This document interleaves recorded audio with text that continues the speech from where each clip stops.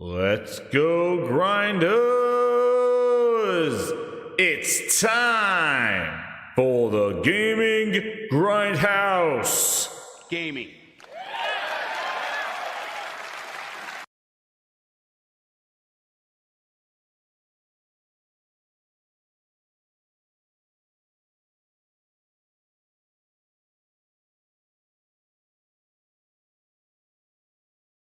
Gaming.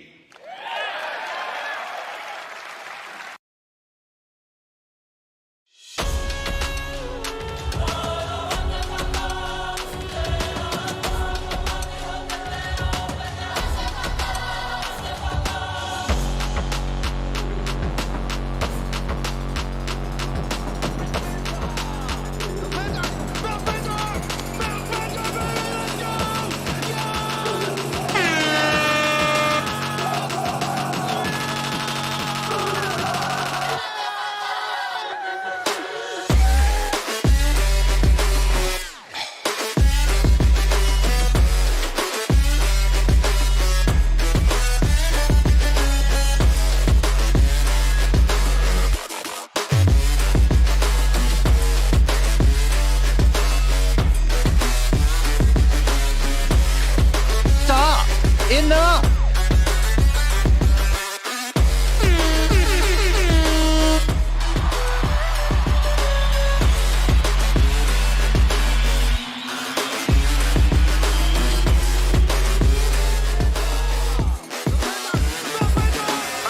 Thank God that the brothers on the rise now. Endless celebrations all in my house. Levitating now, I'm super duper fly now. London boy, but DC where I reside now. Put the time in while you always yelling time out. And for quit it, cause I know I'm coming with it. You were sitting, you were wishing I was handling my business. Now I got the ball like Harry Potter playing Quidditch. And my muscles so humongous, you would think that head was in it. I'm all that. Working for that whip, yeah, that what you call that. I'ma blow up in the summer, have him yelling fall back. And I've always been ahead like an effing ball cap. Man, I came in the game like, whoa. Stop. Got a couple Enough. chains on me cause I like gold. They told me I'm the best and I told them I know. Cause when I'm in your town, every ticket I sold. Yeah, they saying I'm the man. Facts, bro. Facts, lot of haters. Tell me where they at though. I'm the new pop, all I do is rap though. Want me on your song, throw a couple stacks, yo. Everybody wanna do the same thing. That's why we ain't on the same page. Do my own thing and I maintain. Flow like water, so I'm going mainstream. I'm going mainstream. Flow like water, so I'm going mainstream. Yeah, I'm going mainstream. Flow like water, so I'm going mainstream. I'm going mainstream. Mainstream. Flow like water, so I'm going mainstream. Yeah.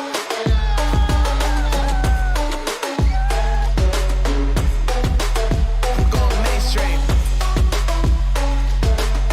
Damn. Flow like water, so I'm going mainstream. Woo.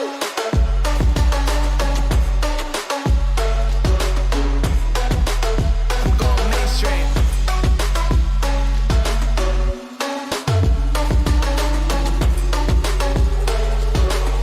Flow like water, so I'm going mainstream.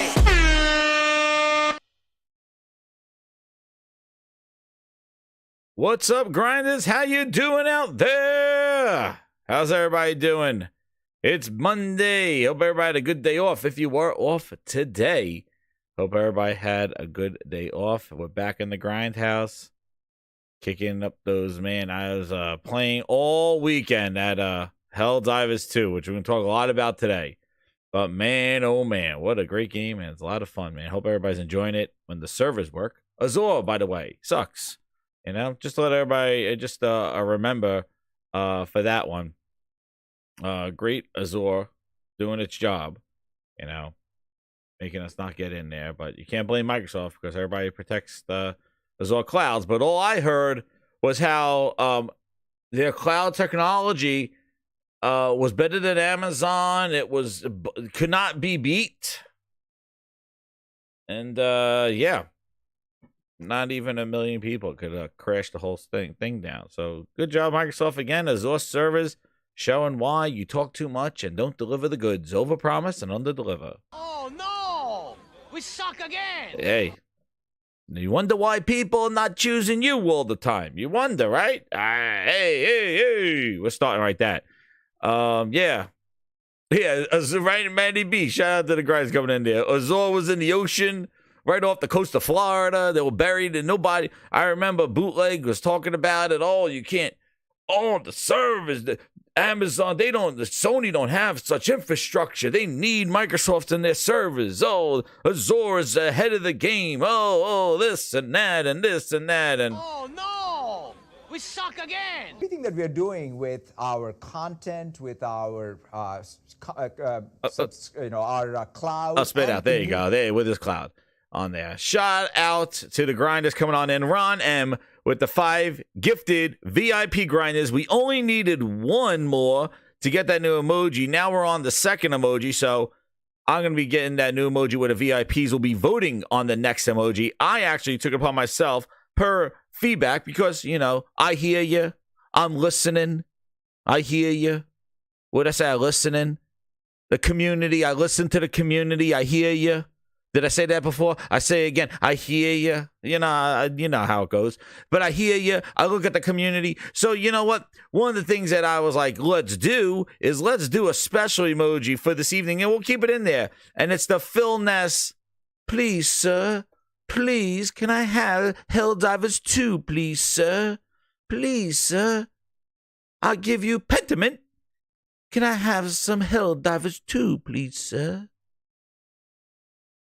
Jim Jericho, I'm in the headlock right over there. Please, sir. And then Phil Ness taking I like that one. Please, sir. Do I sound like Phil? That's exactly I quote him on that one. Please, can I have Helldivers 2, please? It doesn't help anybody that it's over there. Oh, we'll talk about the Phil Ness, man. That's the major thing that we're going to be talking about. Because, listen, it has been chaotic in the last couple of weeks. I've been on tons of podcasts. I don't know which end is up. Shout out to Blaze. I was on Blaze's show. We're talking to Meds. That was awesome. Yo, check that show out. I was over there. That was great. It was on the Mooch on Crossfire on Thursday. That was wild. I streamed on Mooch yesterday. That was great. I had some fun there. Man, it's been wild. It's been wild. And it's just funny is that, like, we come back to the news and all this other stuff. But, like, playing Grand Blue Fantasy and Helldivers, it's just like, it's a good refresher. Because if this was all we were getting, was this just business meeting, I would say the gaming industry is in trouble. But the fact that we're able to fall back and play great games, at least some of us are. Another game is Banishes. That was another game I was trying out. I just got that on. I've been trying that out. I only have about a half hour in, so an hour or so. I think it was an hour. But I'm not talking too much about that. I might stream that one. But I just can't get enough of Helldivers. So, but that's just me. But it's just nice that we're going there. And now in another week or so, it's going to be Final Fantasy VII Rebirth. So I'm glad at least we're getting quality games to play. And then we got Stellar Blade coming up. At least we're getting quality games and instead of all this other stuff, Because if it was just this, I'll be like, oh my God. Gaming has turned into numbers and meetings and business directions and all this other stuff. And that's all it's been on the Microsoft end. But I didn't want that to be the gaming. But it is fun to talk about, and it's fun to watch the Phil Ness and the juking and jiving, and just never seems to tell the truth. Although he's transparent as a leaf. He's as transparent as paper. You could see right through Phil. But he lies through the teeth. And he has a team of liars. Oh, Pacific Drive is this week, too. I have to check that thing. You're my number one customer. I'll have to check that game out. And Frogs, I tagged up Frogs, see if he wanted to get in here. What's going on? Cosmic Hero with the 5 with the first Super Grinder chat of the day. Oh, man, I don't want that static. Better fix that. He says, that's Microsoft's motto. We suck and we overpromise and underdeliver. Yes, sir. We have a guaranteed piece of shit. That's right. That infamous Tommy Boy. I could put a guarantee on a box, but would you tell him? All you're telling me is that you could be putting a guaranteed piece of shit. So yeah. That guarantee don't mean anything. All that talk means nothing. And I think a lot of people have come around to this. Like some people have come around to understand that it's been all talk, and talk is cheap. You have to do. You know, they've been talking, hoping, wishing, and praying, hoping and wishing and praying and wishing, and all hoping and praying for the day to come of redemption and the year that there may be a lineup of games after having some games last year, whether you liked them or you didn't like them. Now, this year, there was some lineup, there was some cadence, there was like another developer direct, and they were like, I think I see the path. And then instead of just focusing on the games and more gameplay and more information and getting everybody in the grindhouse excited, getting gamers excited about Indiana Jones, first person, third person, sell it to me, show me Hellblade 2, show me the new combat, show me the elements, show me how this is bigger and better with Microsoft money behind it after 2018, show me. You took them on vacation. They were scanning rocks and grass and trees. Let me see it. They put makeup on for 2 years. They've been putting makeup on Melina. What are we doing here? Let's see the game. Let's get everybody to talk more about the game. Sell us on this. It's coming. Nope. They pull the rug from underneath them right there, and they go, yeah, we're going to start putting games over on the other platforms now. Some of our first party. They're like, are you kidding? Like, this couldn't come at a worse time when these people have been waiting for the games. And finally, there's some cadence. And Phil Ness and crew comes out there and decides to pull the green carpet from underneath them. Starting with now 4 games. What they're going to be. What are they going to be? Oh. I don't think we'll have to wait too long to find out if you saw the news today. But it is the worst time. It was a bad time. And that's why I think there was such pushback. But I'll talk more about it as I get into those topics. But first, we're going to build up and talk about the Helldivers 2. And if you haven't seen, my channel has been blasted. Pause. With Helldivers 2 content. It's just 4 games. It's just 4 games. Just 4 games. That's it. Phil told us. Phil said, don't think it's the everything. It's just 4 games. Okay, fine. Whatever you say, Phil. But I think people saw what you did with PC and we got the tapes. But it's just 4 games. But Helldivers has been all over the place. And I hope everybody's been playing it. Game is absolutely incredible. Incredible. Twisted Sync member for 20 months, VIP member for 20 months. He says, Xbox fanboys begging for DH2 when they don't buy games would be a waste of resources. I think it means Helldivers 2. HD 2. I'm assuming that. Listen. I was talking to Meds about that, a couple of days ago about like, oh, Sony's gonna put their games everywhere on Xbox, and it's like, why? That the console install base that Microsoft has, the leverage that it has, is non-existent. That console does not hold any value to Nintendo nor Sony. That's why it's been a one-way street. You know, did Nintendo pay Microsoft for Banjo? Like, did they give them a game to Xbox for Banjo-Kazooie and Smash Brothers? HD2, that's right. Don't worry, Leech, I got them. But, like, they didn't get that. You know, was there a handoff? There wasn't. You know, the only thing you say is MLB The Show, but that wasn't a negotiation. That was a deal with the MLB wanting to get their sport on everything. And Sony had the license, and Sony rather keep that rather than giving up the MLB license, and that's why they did what they did. But that wasn't no trade, and Nintendo is not putting anything. Like I said, Nintendo has exclusive Minecraft content for their own Minecraft game. You buy Minecraft on Nintendo, you get the Super Mario World skins. They're not on anything else. And that's Microsoft's game with Nintendo exclusive content. They're not giving that back because there is no incentive for Nintendo and Sony to give back to Xbox console. Because guess what? Here's a hint. Microsoft does not care about the console. They do not care. They care to make it, to string along a community, but in their mind, they don't care. And if Nintendo and Sony feel the same way when they do not care about their console, then maybe that day will come. But unfortunately for Xbox fans, Nintendo and Sony still find value in moving their own hardware with their software. And because of that, they will not do that now and put that on an Xbox console. Especially if that install base of the Xbox is the worst one.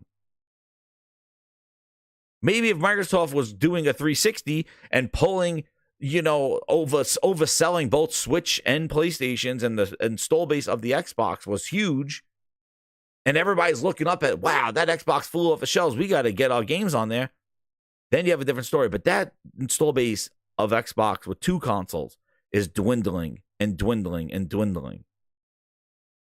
So there is no incentive to say, let's do development costs to get it working on an S and an X for 25 or so million people. Who's developing down? You develop up. PCs have a huge install base. Put your games there later on. For Microsoft, as a console, the Switch and PlayStation are selling them 2 to 3 to 1. Yeah, that's an install base you got to touch. You got to get the things on there. That's the difference. Microsoft's bottom looking up. Nobody's developing down. Oh, well, there's 20 million people in there. I feel bad about them. Let's spend development time and port these games over to those 24 people. I feel bad about them. What? You're sitting there with over 55 million consoles, and Nintendo's sitting there with over 120 million consoles. You're going to waste development costs to satisfy 25 people? It's easier to move them to your platform than to develop down. But whatever. It's silliness. Silly talk. Josh Ayers, member of 11 months VIP. He says they would have to get it running on the S. Might as well do a PS4 version. Exactly. As well, if you're doing the work. Exactly. Josh, that makes even more sense. If Sony's developing down, you have an install base of PS4s that are 120 million. They would develop first for their PS4 before they go put it on an S or an X. Like install base wise. So why would they ever put that on a console? And now if you say, well, this is not now, this will be in 5 to 10 years. 5 to 10 years. The Xbox consoles now are not even outselling the previous generation where Phil said they lost. What do you think the Xbox console is going to look like in 5 years from now? Especially if they're going the route that they just went at the business meeting where they're going to start putting their games on other platforms. What value does an Xbox console have moving forward when their games are everywhere? You just become a miscellaneous device. And that's the thing that I think Phil's protecting. And I'll go into the coverage and the podcast and also some of the things that came out of this. I just wanted to touch on 2 more topics here. And I wanted to just talk up Helldivers too, because that's going to be a big topic here because we're back again. I'm going to do the shout outs and do the VIPs, but just want everybody to know we're back to exclusives hurt. Exclusives don't, we're back to it. Here we go. Get ready. Now, whatever your name is, get ready for the big surprise. Get ready. We're back. Grind it. We're back. Here we go. Back and back. Oh, exclusives are anti-consumer. Share your games. Here we go. That's right, Mr. Tennis. I've been busy. Here we go. We're back. Share your games. That's the future. Please. Oh, hold on. I fix my microphone. I gotta set up for this one. Ouch. Fix everything. Oh, gatekeep your games. Shame on you. Here we go again. Here we go again. It's about everybody should play it, not just you. And it's starting with Helldivers 2. We're back again. Exclusives are counter to the industry. That doesn't grow. Oh, here we go. And I actually didn't even let me pull up the Phil Ness interview because you know, I went through it with initial impressions, but I wanted to go through it again. So we're going to go through this again here. Let me get this. Yeah, so let's get to the VIP grinders first, because we got to get to the VIPs with quality. Here they come, the VIP. I got to add a new wall. I need a new wall. I got the video. I'm going to do more. I got to do more. But the VIPs, we are there. We're on our way. And we're on our way to 3,000 grinders. I can't believe it. I never thought I'd be saying the words of 3,000 grinders. We're just a few hundred away from the 3,000 mark. Grinders, thank you. Just gonna get better from here. Now, I got a surprise for you. Another one. Get ready, because I'm never stopping. But shout out to all the VIPs. Hit them, quality splits. That's right, quality splits in the house. Shout out to the VIP. Shout out to everybody coming on in here. Got about 300 people coming on in. Hit that like button. Share it out. Put the grind sign out. JC, what's up? Ryan. Yep. True Virgil there. What's up, BU? How you doing? Maddie Beast. What's up, Mr. Grim Neil? Let me do my shout outs here. Cosmic Hero. Rage Nut. Rage Nut. I'll call you Rage Nut, not Rage Nut, because we are sponsored by Black Nuts. Cloud here. Pause. Oh, shit. So, Rage Nut. Space Wolf. What's up? Alpha Ghost. VIP Grinder there. Leech. How you doing? VIP. Lou Flame. What's up? How you doing, Lou Flame? Drep. What's up? Westcon. JC. Mr. Tennis. Mary Wilcox. Robert Lawrence. VIPs in the house. Here they come. Damasi. What's up? Sam Alton. Come on in, everybody. Come on in. The fires are burning. The fires are burning. What's up, Neil? I've been playing with having a lot of the dude, Black Nut. Hey. They are a watcher of the show. They told me on Twitter. That's what they said. Let me get in here. Here we go. The Phil Nest there. So anyway, as you notice, if you're new, hit that subscribe button. Could you add us? We're going to 3,000, and we're not stopping. We're going to the 3,000s. 3,000. So, let me make sure. Let's go. Whoa, I hit myself. No, I don't want to do that. Gotcha. All right, I want to just, what I wanted to do. Now I forgot what I wanted to do. That's what I wanted to do. I want to go to my Helldivers. So, Grinders, I don't know. Hit that thumbs up if you've been playing your Helldivers too. I know the servers have been trash. I know that's been going. What is this? Do I have a Oh, wait a second. What is this? I gotta remove some. I got like 2 shows here. I don't know what's going on, but this is the right one. There we go. Let's make sure I don't have the other show here, because there's something going on here. Oh no, not right now. Not right now. Don't do this now.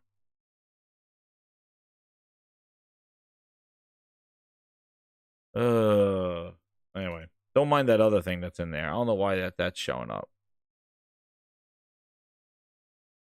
Okay. Let's see if I can do this. Yeah, there's like some other upcoming. Yeah, I don't know what that is. Still unplugged the servers? Nah, that's all right. But anyway, let me get to my one, yeah, because it's weird. If for some reason it created 2 things there. 2 shows. I had 2 shows listed, right? Yeah, I don't know what the hell's going on. I'm gonna delete that other one just to make sure nobody's waiting in that one. All right, there we go. Sorry for the technical difficulties here. I just want to make sure I get rid of that show so nobody goes into that one. For some reason it did that. All right, there we go. All right, that one's gone. Good. All right, we're back. And let me get to my Helldivers. So anyway, everybody been playing that? It's been awesome. What's up, Emmanuel? How you doing, man? Let's get this thing going here. Yeah, sorry about that. I had to fix some things here. I don't know what was going on. So anyway, Helldivers 2. I'm just too big for one show. That's right. That's right. That's right. Good spin. Good spin on that one. Good spin on that one. Good spin on that. So, yeah, Grinder. So let me tell you something. This Helldivers 2, to be honest, and you heard my impressions as I've been playing it. And actually, yesterday, I did some solo. Like, I was doing some solo missions, showing that how it's different solo compared to playing with a team of people. And it's definitely a different beast. Like, it's definitely more tense. You could sneak around. You want to know where the enemies are. You don't want to like just start blowing up shit if you don't have to engage in them. And I even did some today. It's pretty cool. And then you just drop an SOS and somebody helps you. And also too, you don't have to worry about killing anybody when you drop in all those airstrikes on there. But I'm gonna tell you, like, the thing is, Damasi, I'm like hooked. Like and it's not even the leveling up. It's just, I'm gonna tell you what it is. What it is, it's that emergent experience. And I remember people speaking about that when we went through, Elden Ring. It's like this, like, you never know what's around the corner. You never know what's going to happen next. And that's where I'm finding the hook for me, is that it's sort of like you got your, look at this dive, man, I just dove.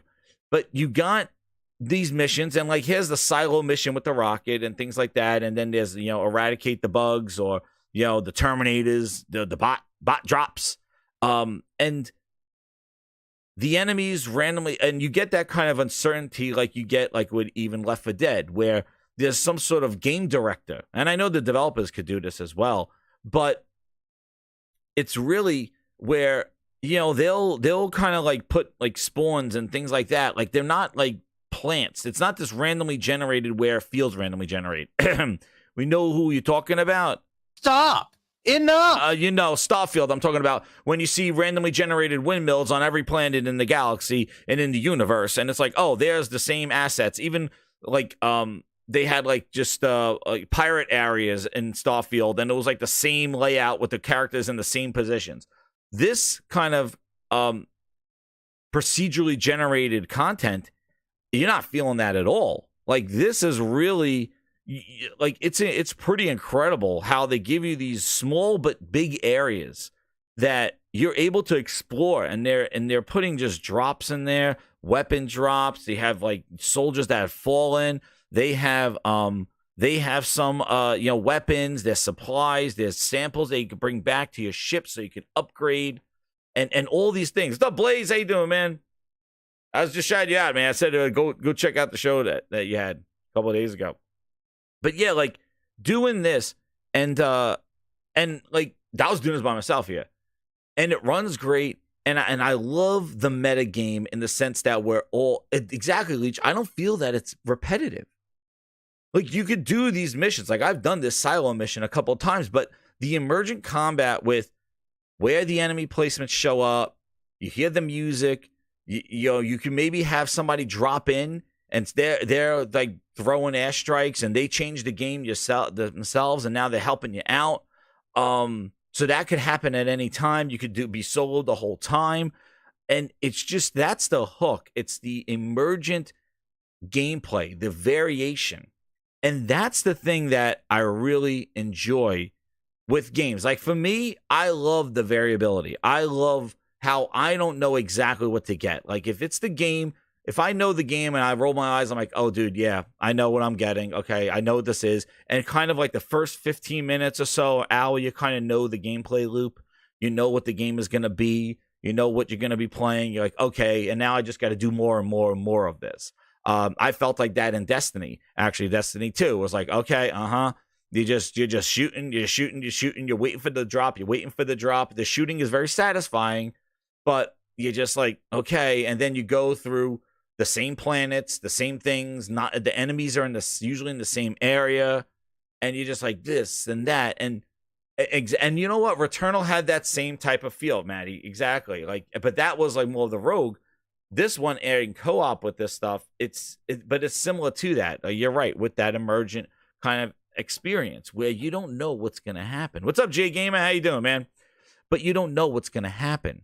And that's where the pull is, right, Swag? Yeah, it is like addicting. Like as soon as I have free time, I want to jump and play into this, whether people are online or not. I just want to play because it's so satisfying with the shooting, with the gore aspect to it, with just the chaos that ensues. The graphics look great. It has the best explosions that I think I've ever seen. Unlocking the guns. I love my Spartan laser here and having my drone with me. But it's really just, it really hits on a lot of things. And I love how all the planets are very different. And the meta game where every planet's again liberated. And then you even look at the oh, look at this. This explosion is great when you see this thing. Let's see if I could get my sound here. Oh, here I go. Watch this nuke explosion. Where did it go? Did it launch? Oh! And then the shockwave. Dude, look at this. Wow. Dude, these effects are incredible. Look at that. For liberty. Da-da-da. And the sound is great, incredible. Oh, no. The sound is incredible as well. But that is crazy. And then, like, they have that artillery machine that's there. And you got that artillery machine that is there. And you could load that up. And then you could walk around with that artillery. And you could use it. That came in clutch, too, when I was doing single play. So I took my time and loaded up the artillery strike. And I was able to have another artillery with me. But it's incredible. Incredible. The shock waves. And when you do that mission on the one where there's all the trees, like in the forest, all the trees are like all blowing like, with the shock wave. And you're just like, holy crap. It's incredible. It's really the presentation. Look at the world, the planets, and every planet. There's a light and dark side to the planets. There's different elements, and also too, it even has elements of similar to like a Death Stranding, where if you're going uphill, you go slower. If you're going downhill, you're faster. If you go through mud, you slodge through mud. You run into the bushes and stuff, it slows you down. All those things they add element of realism to it because they are annoying as hell when you're trying to make a break when these enemies are on you. Like you're almost like a running back trying to weave and making sure you don't run. You're not clipping through you're not clipping through bushes. You run into a bush, you're going to get slowed down, and then they're going to get you. There's environmental things there where there's pods or plants that explode that cause slowdown or cause energy or burning or acid. And every planet is different. And every time you land, nothing looks the same. It may look similar that you're on the planet, but there is nothing. There's storms that show up. So there was a storm that on the planet that if you get a serious rainstorm, that if it rains hard enough that you're unable to call in airstrikes because they cannot see.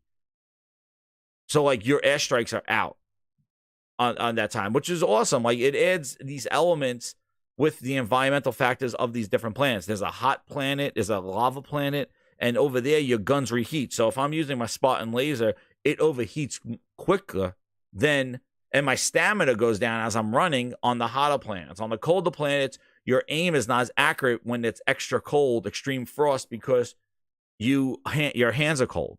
Like there are elements there, and you can read it if you hit R2 before you go in there. The robot Vietnam map, dude, that is insane. And the robots play totally different than the bugs. They got airdrops. They come in like Halo Top. They drop in the airstrikes.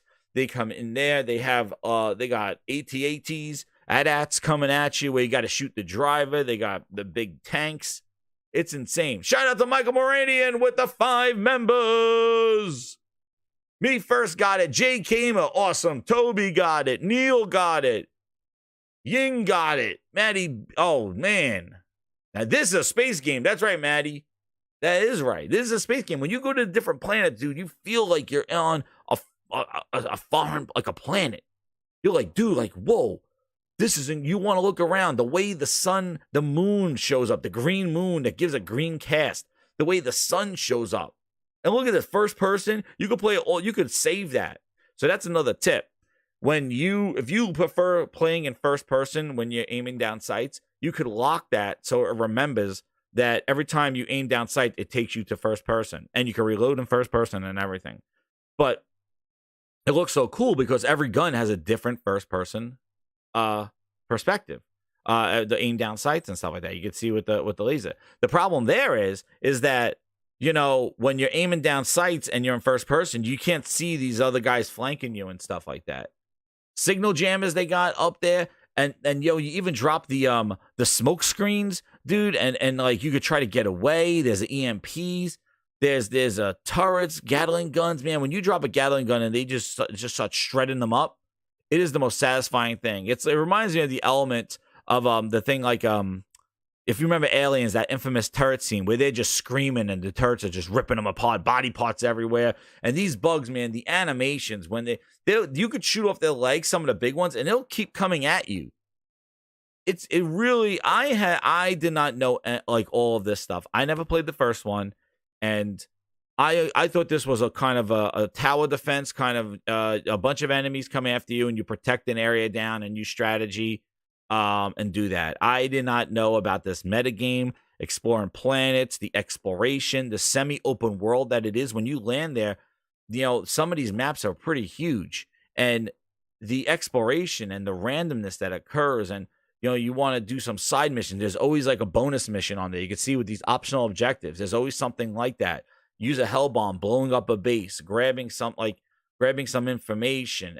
There's escorting people, which that was crazy too. Like, you have to escort people, you have to unlock a door, and then they got to walk through the town while you're fighting. And you got to make sure that you do not have them killed. Man, I was having them killed, and I was losing points because they were getting killed. They were going right. The bots were just slicing them up. The bots were pissed. They must have had a meeting or something.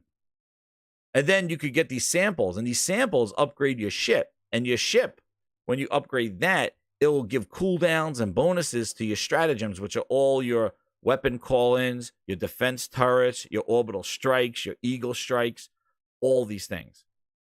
So there's that whole leveling up too. And you're going to bring 5 down. So even if you're a level 30, you know, even if you're a level 30, it doesn't matter because, and see my Halo of Judgment, even if you could have all the stratagems unlocked, but you only could bring 5 down. And depending on the type of mission, you know, if you have to defend an area, if you got to do hellbug hunting, you probably want to bring grenades and things like that, your grenade launcher and stuff like that to close up the holes, because you can't close up the hellbugs without grenades. So you get the grenade launcher. If you're doing eggs, you might want the flamethrower, alien style. Or if you're going against the bots on the planet and stuff like that, and it's a seek and destroy, you may want to do more airstrikes or have EMPs because they're bots.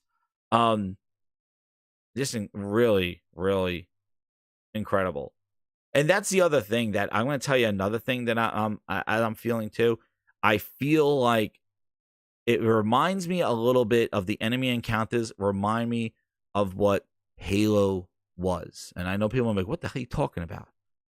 If you remember, Halo had these class systems, right? They had the elites running around with a bunch of grunts. There was a leader with a bunch of grunts. And that's kind of what you see in this game. As you're going there, you'll see hordes of enemies just randomly running around, almost like a Days Gone, just roaming around. And there's like a big one with a couple of little ones, or a bunch of little ones, or there's like a boss, a mini boss with like a couple of little ones.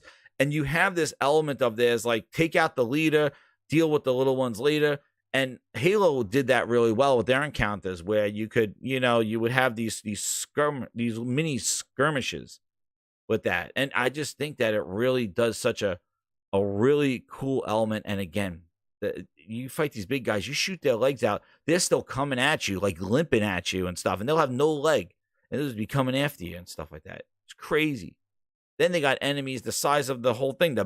I hate those Bile Titans, and I hate those fat things that spit acid at you. That's like instant kill. But you're right, Mr. And I'm going to give you another tip too. If you're playing on performance mode on PlayStation, where that's what I've been playing it, go into your settings on performance mode, turn up the sharpness, and turn on the anti-aliasing, and it looks even sharper on performance mode.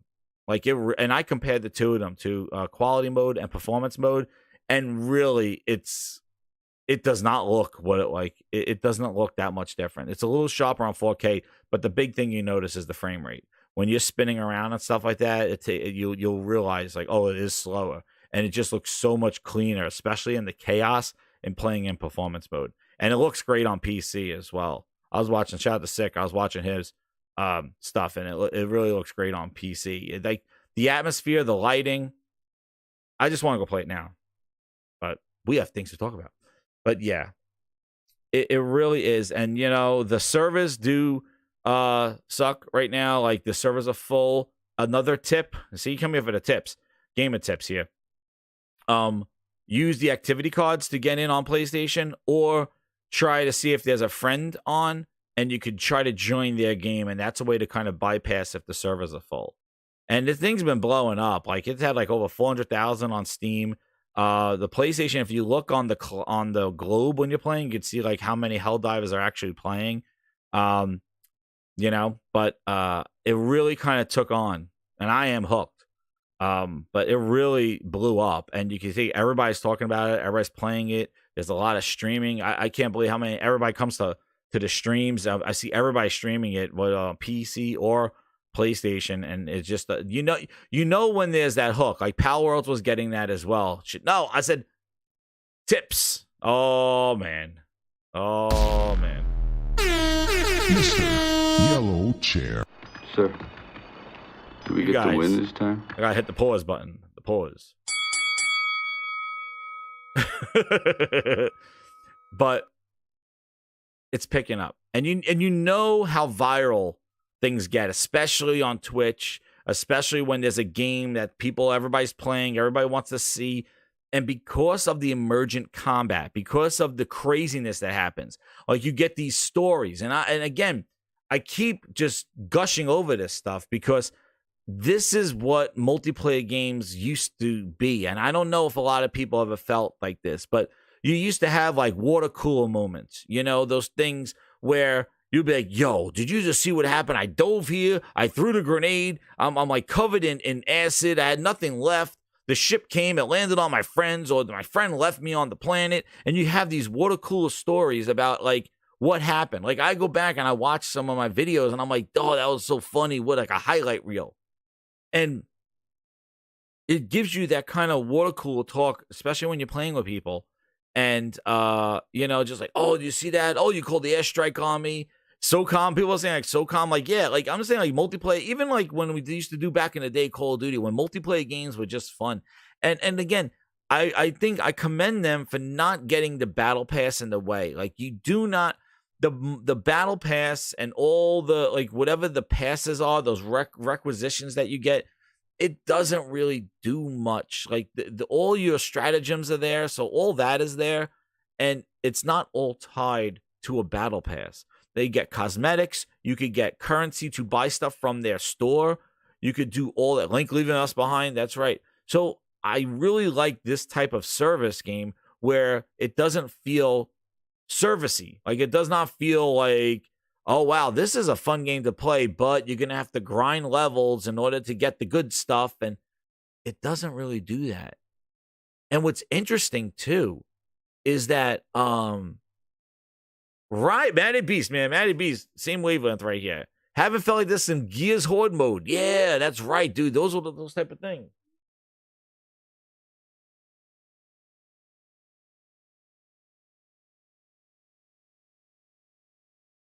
And yeah, you know, like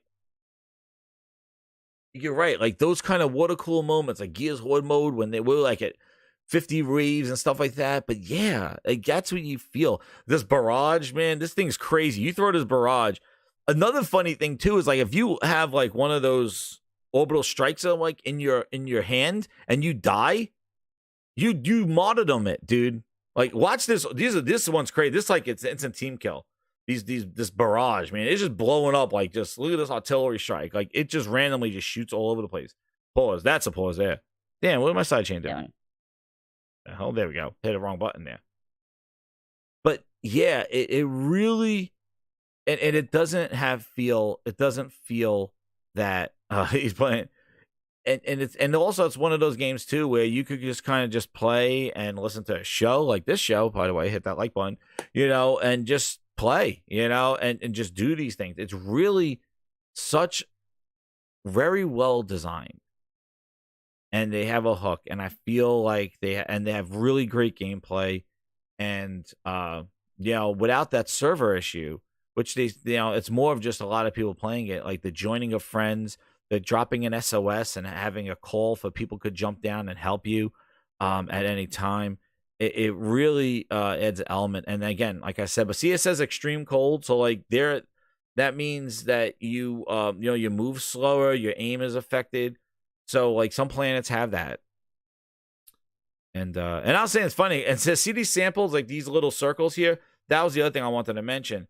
That stuff those samples affect your ship, right? So like those are for upgrades for your ship to help with cooldowns and stuff like that. So it's not a grind. It's basically those samples is an effort on your part to do on the map. Like when you're in the map, you want to grab those samples because and you got to extract with those samples.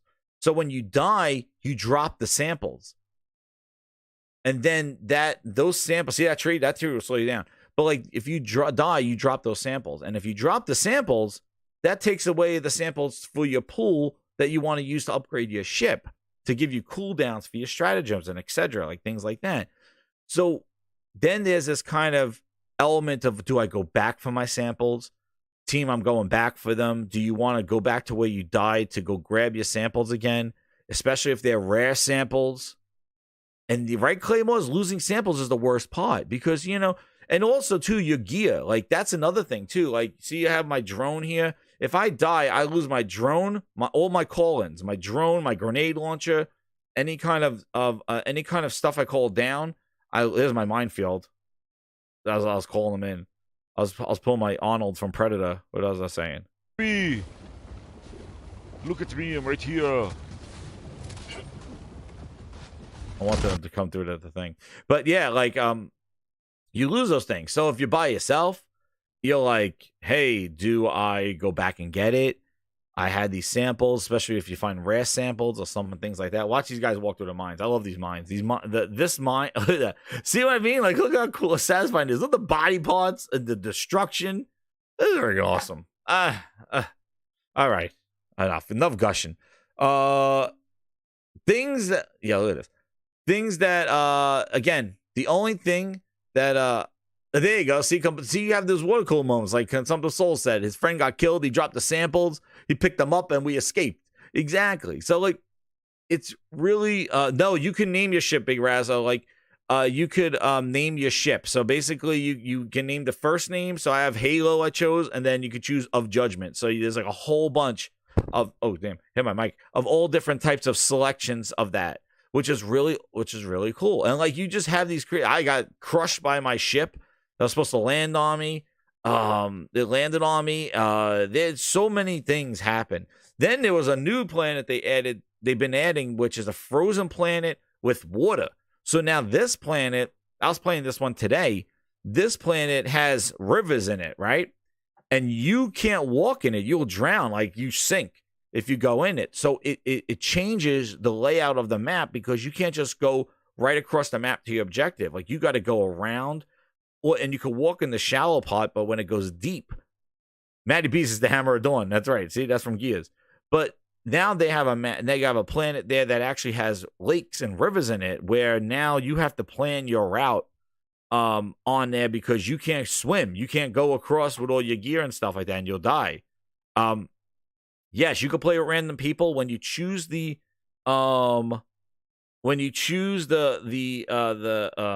planet. I'll show you. Where's the planet? See, when you choose your planet, you'll see like missions going on. And if they have an SOS there, you could just jump in with randoms.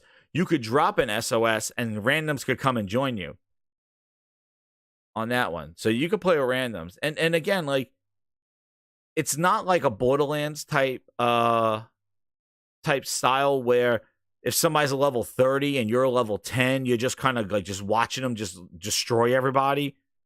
Because that was always the problem I had with Borderlands, was that, like, you know, if I wasn't up to the level of my friends would just like mow down everybody. I'll just be watching Hillary Clinton style, like, oh, watching, and then just be watching them kill her, and it'll be boring as hell.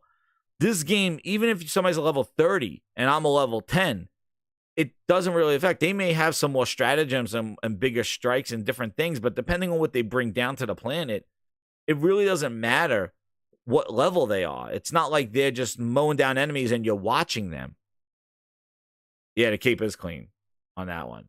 Because that's another thing with co-op that I feel a lot of play, and also like where you want to land. Dude, when I was playing with Mooch, you saw Mooch's stream, we landed in a sandstorm and couldn't see anything, and there were all enemies around us. So that's another strategy of where you land. And you could even land, one person could land at one objective going, hey, I'm going to do this side objective. Like D1 said, I'm going to do side objective, and I could do one objective. If you want to split your team up, you could do that as well. You don't have to all land in the same spot, which is, and see, you can only bring down certain stratagems and stuff like that. And then there's mission stratagems. So that's another element that they could change things around too, where they give you special stratagems just for the mission. So you could see that these are the ones that you could call down. There's the thing.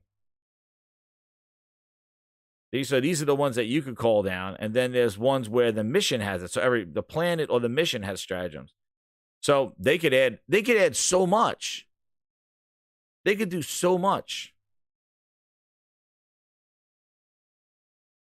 with just changing the game around, with the stratagems, with the mission types, what you can do with the different planets and the environments. That's what I mean. Like, this is what you think about when you have a service game. The variations are endless. And that's one of the things I want to just end with on this before we get into the other topics, is just I really want to hone in on, this is what you expect with a service, like a game that lives, that has life in it, with content variability, and that is fresh every time that you pick it up. That's what I consider, and I think a lot of people do, a service game. Not a game that's missing things and you're waiting for it to get fixed. That's what Microsoft's been doing with their service games. It's been like, well, it's in the service, we'll fix it later. I don't consider that a service. That's where this is sort of a service where they are controlling a lot of the variables. They could change things and add new content to it. And that's where I feel what service games should be. And that's what I was always feel like a service game should be. Every time I pick it up, there's something new. There's something that's changing, something that's like living, like a living, breathing game that has some sort of life to it, that there's people making decisions that are going to affect my experience in a good way. Not sending out a game that's missing stuff, and then we wait to patch 2 and 3 and 4 to get the things that we're expecting on day one. That's not a service. That is using service as an excuse. Sea of Thieves, you know, Halo Infinite. Oh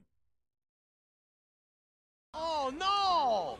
We suck again! Let's put it out there now and we'll fix it later. You know, the game doesn't begin until day one. Like, that's when we begin development. I remember when they were shipping Halo Infinite. And that's why I want to point those out, because that is the difference between a service game and what we've been seeing service games be. They've been these half-assed things that just have a few things in there of content, and then it's like, oh, we'll add some stuff more. And that's why the games drop off, those service games, because the content is not flowing. And that's because you built a skeleton of a game and now are adding content to it to fill in the blanks.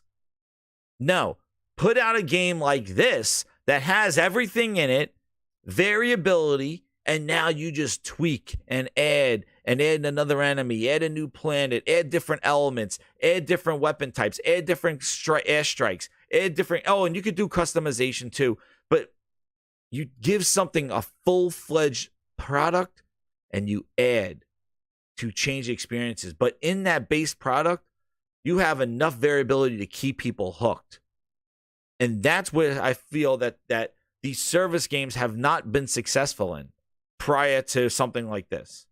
I feel like that they've been bare bones and will add stuff later. So as soon as people playing after the first week, they're looking at the roadmap and going, well, what's coming next? What's next? And you can even tell Foam Stars is a product of this. If you look at Foam Stars, you may like it. I'm really not a huge fan of it, but they already had to release their roadmap. And they got a roadmap for the rest of this year. But they only have a couple of game modes in there and just some cosmetics. The maps, I feel like, are very bland. But that's a game that kind of just went out there. And now you got to look for a roadmap to say, well, how are you going to make this game better? And then you look at this. There's so much. There's so much. And I can't believe they started with 4 planets. There's like 6 planets there. And each planet, you could spend all day on one planet just doing missions. And just exploring these maps. And because of the elements that they put in there, the recipe, the randomness of the enemies, of the missions, of the strikes, the strategies. Because of that,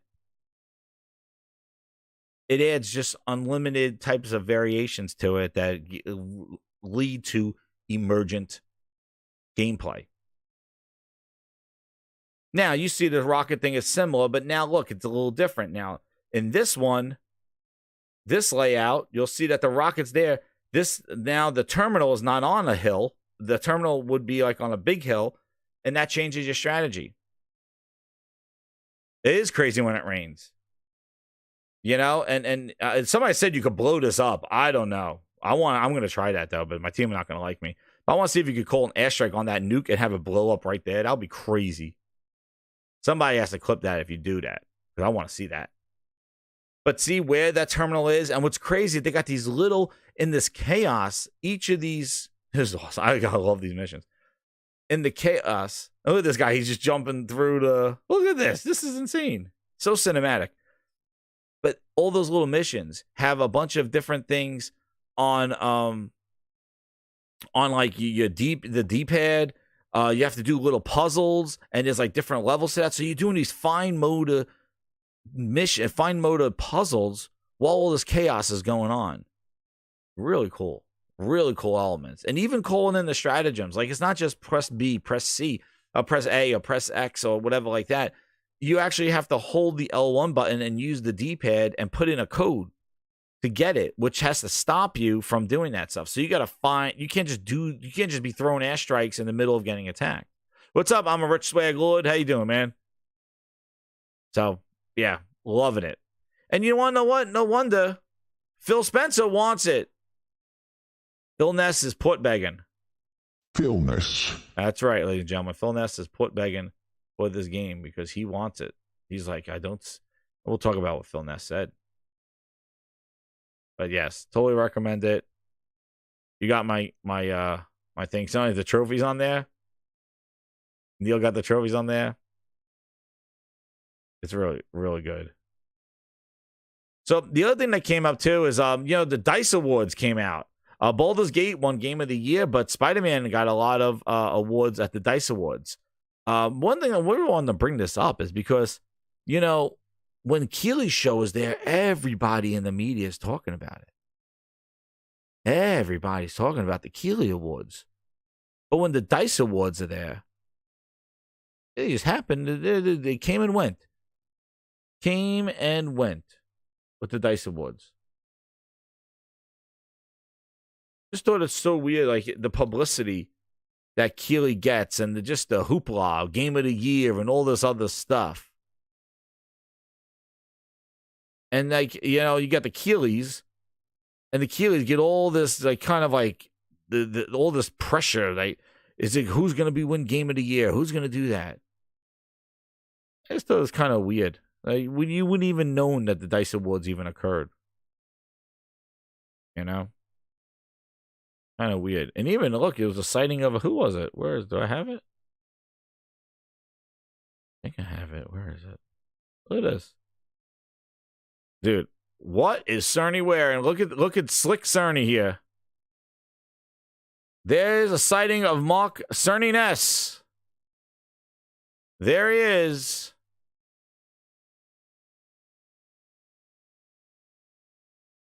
You spotted the Mark Cerny? He's doing his Spiderman hands. Cerny Ness. Can I zoom in on the Cerny Ness?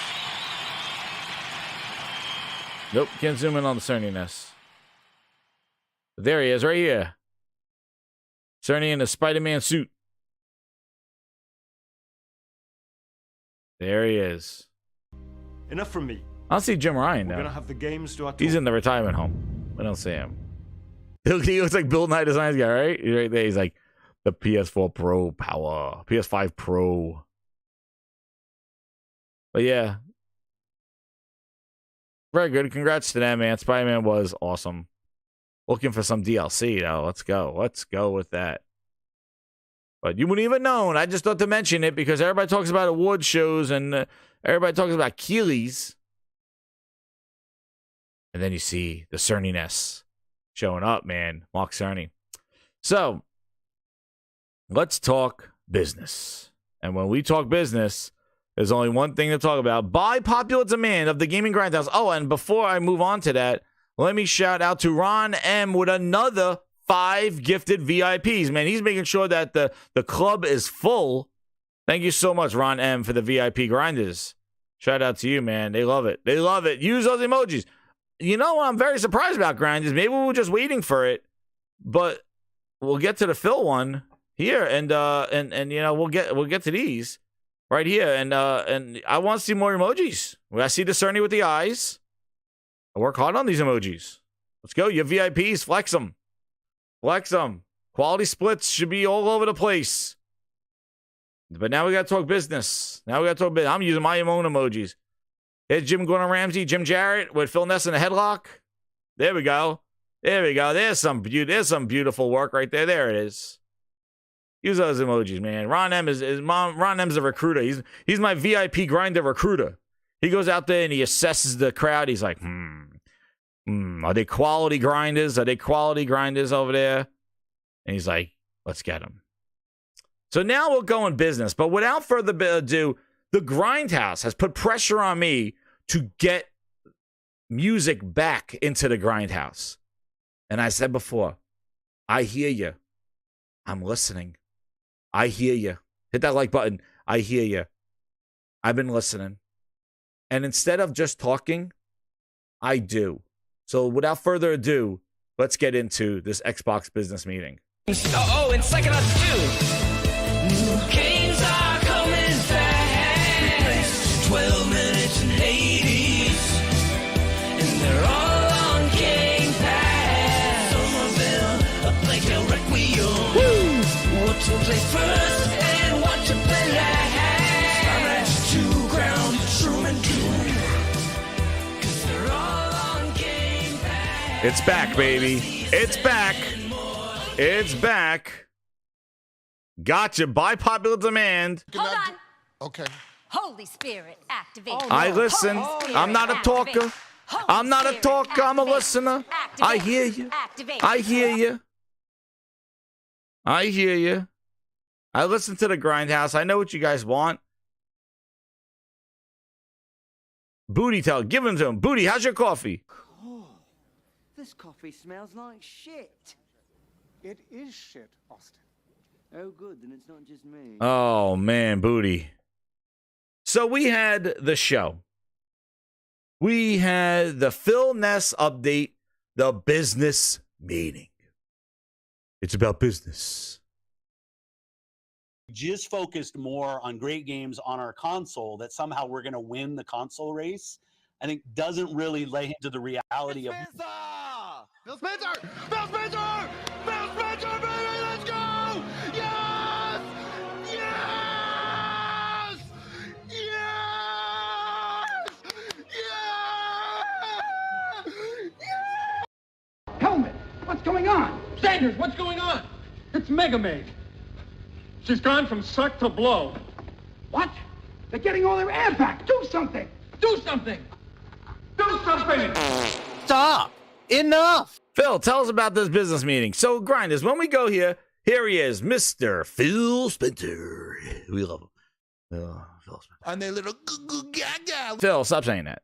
So now let's hear how Phil. We missed it a couple of points here in this show where Phil talked about the plans and how his plans were interrupted on this one. But what people missed out on is that there was some technical difficulties during this show that just weren't I think people missed.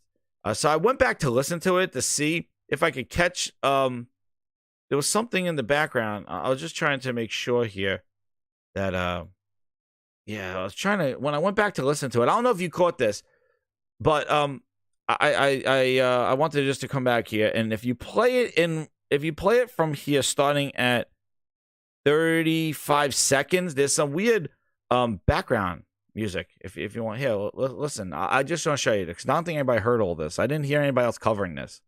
Show starting back in December. I think we probably would have started with Activision Blizzard. Maybe talked a little bit about the exclusivity with some of the news. Catch that? I can't believe I heard this music in the back. I was like, we've had some unforeseen news that has come out. So let's just go and tackle the exclusivity question because I know it's on the minds of a lot of people. We hear from the community, and that's an important input for us. So we made the decision that we're going to take 4 games to the other consoles, just 4 games. Not a change to our kind of fundamental exclusive strategy. It is, we're making these decisions for some specific reasons. Oh, boy. We make every decision really with the long-term health of Xbox in mind. And long-term health of Xbox means a growing platform. Oh, Phil, wait a second.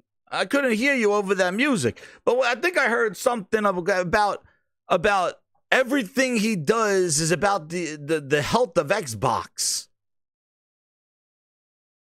I couldn't hear over the clown music. Is that what he was saying? Phil, again, for the fans in the back. Kind of fundamental exclusive strategy. It is, we're making these decisions for some specific reasons. We make every so let's just go and tackle the exclusivity question. Part of our portfolio strategy at Xbox. So where should we start, Phil? Well, when we originally had planned for the show, starting back in December, I think we probably would have started with Activision Blizzard, maybe talked a little bit about the exclusivity with some of the news coming up, and then hardware. But we've had some. So the clown music aside, so their plan was to lead with before the leaks. The leaks changed the thing, right? So they just put all of it in one show.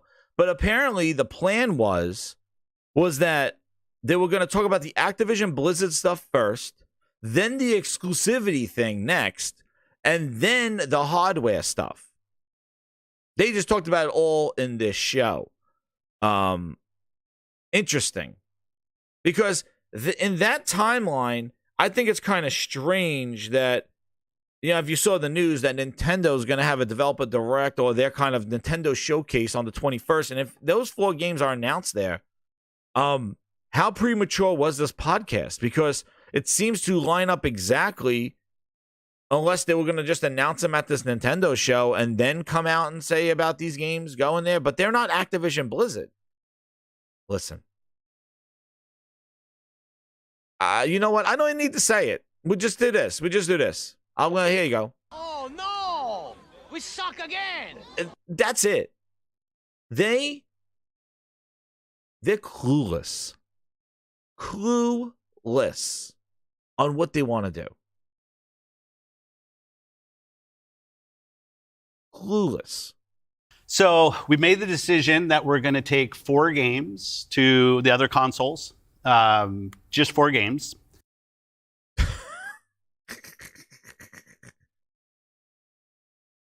The whole thing I should have been just doing bullshit.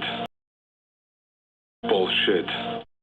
Not a change to our kind of fundamental exclusive strategy. It is, We're making these decisions for some specific reasons. For specific reasons. Shout out to the Game Night 123 seeing through the bullshit. And he goes right here. Specific reasons. Just say we want to make money. But that's the question. They want to make money. With Pentiment?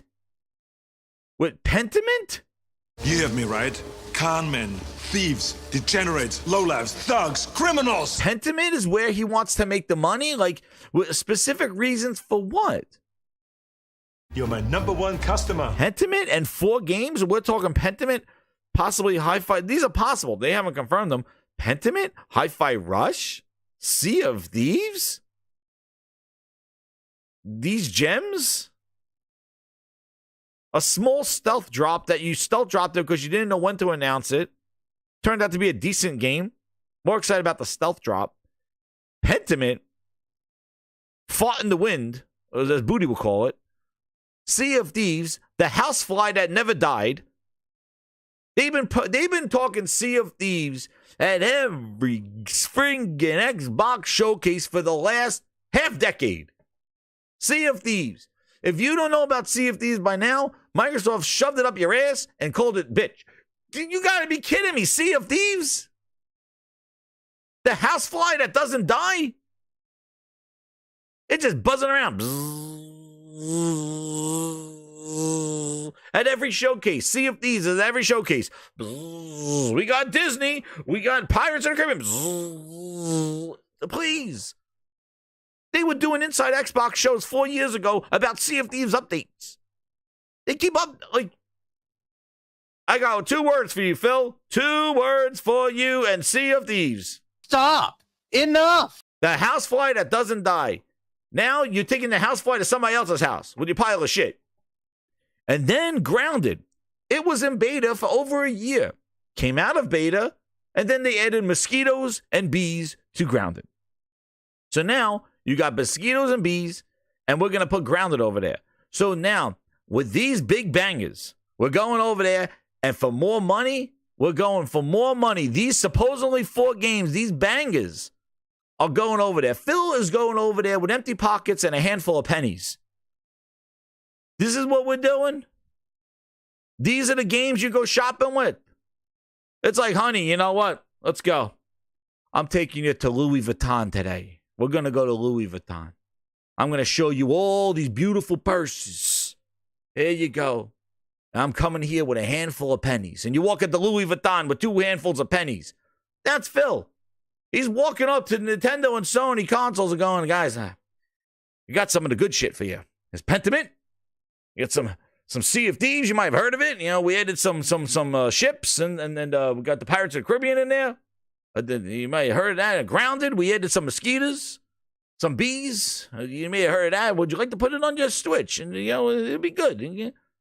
He's like over there, like he's twitching. Phil Spencer's like twitching. He's like, yeah, I got some good games for you. Come down here, like a back alley. And then Bowser comes down in the back alley. Phil Spencer's over there. He's scratching. He's like goddamn Dave Chappelle skit. He's like this. I got some games. I got Pentiment. You got to put some Pentiment over there. We want some Pentiment. A little taste. Just these 4 games, nothing else. I'm going giving a 4, but I'm good, Phil. What are you going over there with? You go over there with your best. You make a move. You make it with your impact. You go over there with hokey-dory stuff? Please, Phil, please. Just these 4? Yeah, I'm sure they're going to be begging you for more. I'm sure, Phil. They can't wait.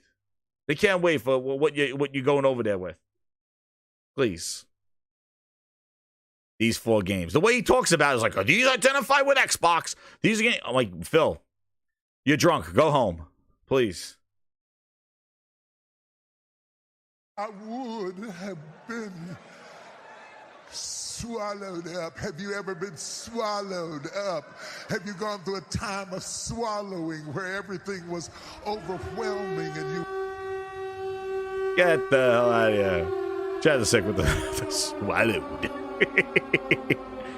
Yeah, Phil. Tell him how much you're going over there with. Going over there with a handful of pennies. Tell me how these your identity, please. Every decision really with the long-term health of Xbox in mind. And long-term health of Xbox means a growing platform, our games performing, building the best platform for creators, reaching as many players as we can. We're always looking to learn. Wait, did he say and to grow? Games performing? Phil, where have you been? Games performing. You just under a year ago, you were taking it on the chin, talking like this. Where is it, Phil? Where is it? You just that you apologize. Games performing. I see commentary that if you just build great games, everything would turn around. It's just not true that if we go off and build great games, all of a sudden you're going to see console share shift in some dramatic way. We lost the worst generation to lose in the Xbox One generation. Just focused more on great games on our console. That's Hold on. Okay. Holy Spirit, active. Would you ship that? Would you just? We ain't found shit. Our console that somehow we're going to win the console race, I think doesn't really lay into the reality of most people, like 90% of the people. Phil, you were taking it on the chin just under a year ago how your game's performing. What world do you live in? It's the same world where I played Halo Infinite. It was great. I can't wait to play Halo Infinite. I tried it out. It's wonderful. And then he shows Craig. Oh, it's the lighting. Oh, yeah, it's the light. Like, what? Like, don't take us for fools. You are having a meeting now for updates on Xbox business. This is not E3. This is not Showcase. You did your little developer direct. This is not a routine show.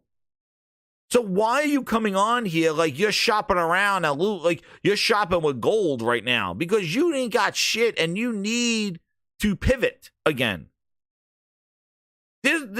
Nobody else had this business meeting. Everybody's announcing games, and we're playing games. And actually, we're playing games. For somebody who said in December that Sony and PlayStation had no games for the first quarter, I don't know what they're talking about, because all you got was a bunch of developers doing cartwheels in a friggin' hallway and Phil Spencer talking about a business meeting about how he's putting his games on those platforms.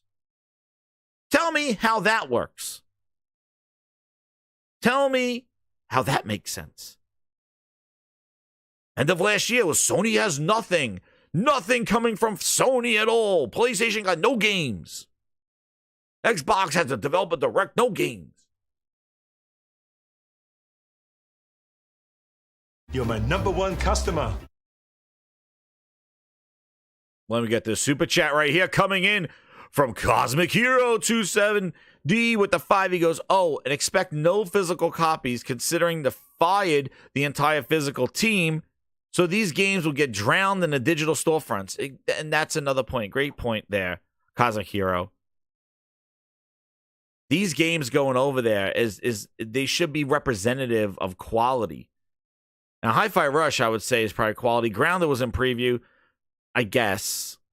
But, like, you're really not going to make a dent when you got these games coming out. And all of a sudden, like, you know, here comes Hi-Fi. Here comes, like, friggin' Pentiment sitting on a store shelf for, like, $40. Sea of Thieves sitting there for 30 or 40. Like, huh? Oh, just 4 games. Just 4 games. And what happens? Everybody's like, oh, this is great. This is Microsoft, though. Just 4 games. Yeah, Phil, tell us about it. Grow, and we think this is an interesting point in time for us to use what some of the other platforms have right now to help grow our franchises. So we're going to do that. What do those other platforms have? Grindr, what do they have? What do those platforms have that Phil Ness does not have access to? What do those platforms have? This man has his games on everybody's phone right now. Androids, iPhones, iPads. New Samsung TVs. Every friggin' PC. You boot up your PC, you get a Game Pass ad. His games are on everything. Billions of devices. What more do you want? What do those two platforms have that you need right now at this point in time? What do they have, Phil? Paying gamers. You're my #1 customer. That's what they have. They got people that know, but you gotta understand, though, that's a double-edged sword, paying customers. Because those customers know what they're paying for. See, that goes back to Cosmic Heroes Super Chat. They know what they're paying for. $60, because this guy was promoting about not going up in price and staying low, and $70 games were too much. Remember that? And they were Sony was evil for $70 games, and I'm not gonna. Here it is, Phil. What was that? Business. We have to look at the return on our business, the cost of the business. We've held price on our console. We've held price on games for us and our subscription. I don't think we'll be able to do that forever. I do think at some point we'll have to raise some prices on certain things. But going into this holiday, we thought it was really important that we maintain the prices that we have because we think, as you said, consumer.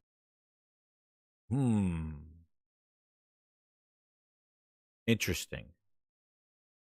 That was when everybody was increasing their prices, but Phil said he's going to hold. You know, he was the good guy.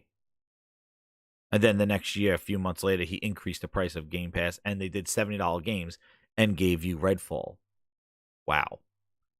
Talk about an okie dokie, if I've ever seen one. He was talking a big game at the end of the year. We held on price. He was such a good guy. He was the savior. Held on price. That's what he said. Just a few months after that little speech on the beach, he said, let's increase $70 games on, because of increased quality costs. Yeah. And he gave you a first $70 game in Redfall. So, with no 60 frames per second, horrible AI, horrible game. Thank you very much. There you go, Redfall. Enjoy, Phil. Game Night 123 with the 5. He goes, imagine in June for Xbox's show, they try and market these full games going to other platforms. Game Night, I think it's happening sooner than later. I'm thinking it might be some of these at the Nintendo Showcase on Thursday. I don't think they're waiting to June. This is happening. And this is happening fast, and it's going to happen soon.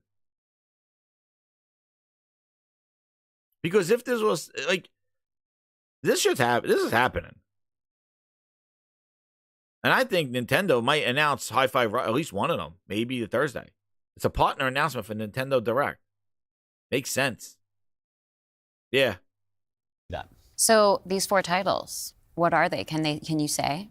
I'm not going to name those games. The teams that are building those games have announced plans that are not too far away. See what I mean? Not too far away. As we know, game teams put a lot of energy into their announcements with the partners. So I don't want to take anything away from those teams. So I won't be talking about the titles specifically, but I think when they come out, it'll make sense. Can we say if it will make sense? I don't understand that term. Why would it make sense? That's right, J-Tech. This is going to be crazy. If either of those titles are Starfield or Indiana Jones? They are not Starfield or Indiana Jones. Well, Not what was yet. the criteria and how the team was thinking about selecting those? And one thing I wanted to just say is, if you listen to what his criteria is, it fits every game of Xbox. When I went back to listen to it, the criteria that he gives, the only thing really is a year. Those 4 titles. Let me start a little bit outside of that, and then I'll get to the 4 specific games that we're talking about right now. Because the fundamental decision driver for any decision that we make, anything we're going to talk about today, is the long-term health of Xbox. This is damage control for more is coming. Because she asked them specific. This is all rehearsed. They know exactly what those questions are. They rehearsed this. This is pre-recorded. They went through this already. Even looked like they cut some stuff. They went through this already. He takes it upon himself to talk about the decision of that we are not hurting the Xbox brand. That is what he's trying to explain here. We are not hurting the Xbox brand. This is pre-damage control for more is coming. But what I always say is if you have to go on a pedestal this many times to convince whoever you're talking to that you are behind gaming and you are behind the brand, I don't know how many times he has said it, that Satya believes in gaming. Satya says it. We are 100% in gaming. You know, gaming's a big business for us. How many times does Microsoft need to reassure them? It almost looks like we're going back 20 or so years when Xbox just started and they were trying to justify why they weren't they weren't a computer bad company, but they were Xbox trying to make their way into gaming with Sony and Nintendo and Sega, or Sega's leaving. Microsoft had to knock the realm of Microsoft away from them and no, it's Xbox. Bad Microsoft is over there. That's PCs that no, this is console gaming.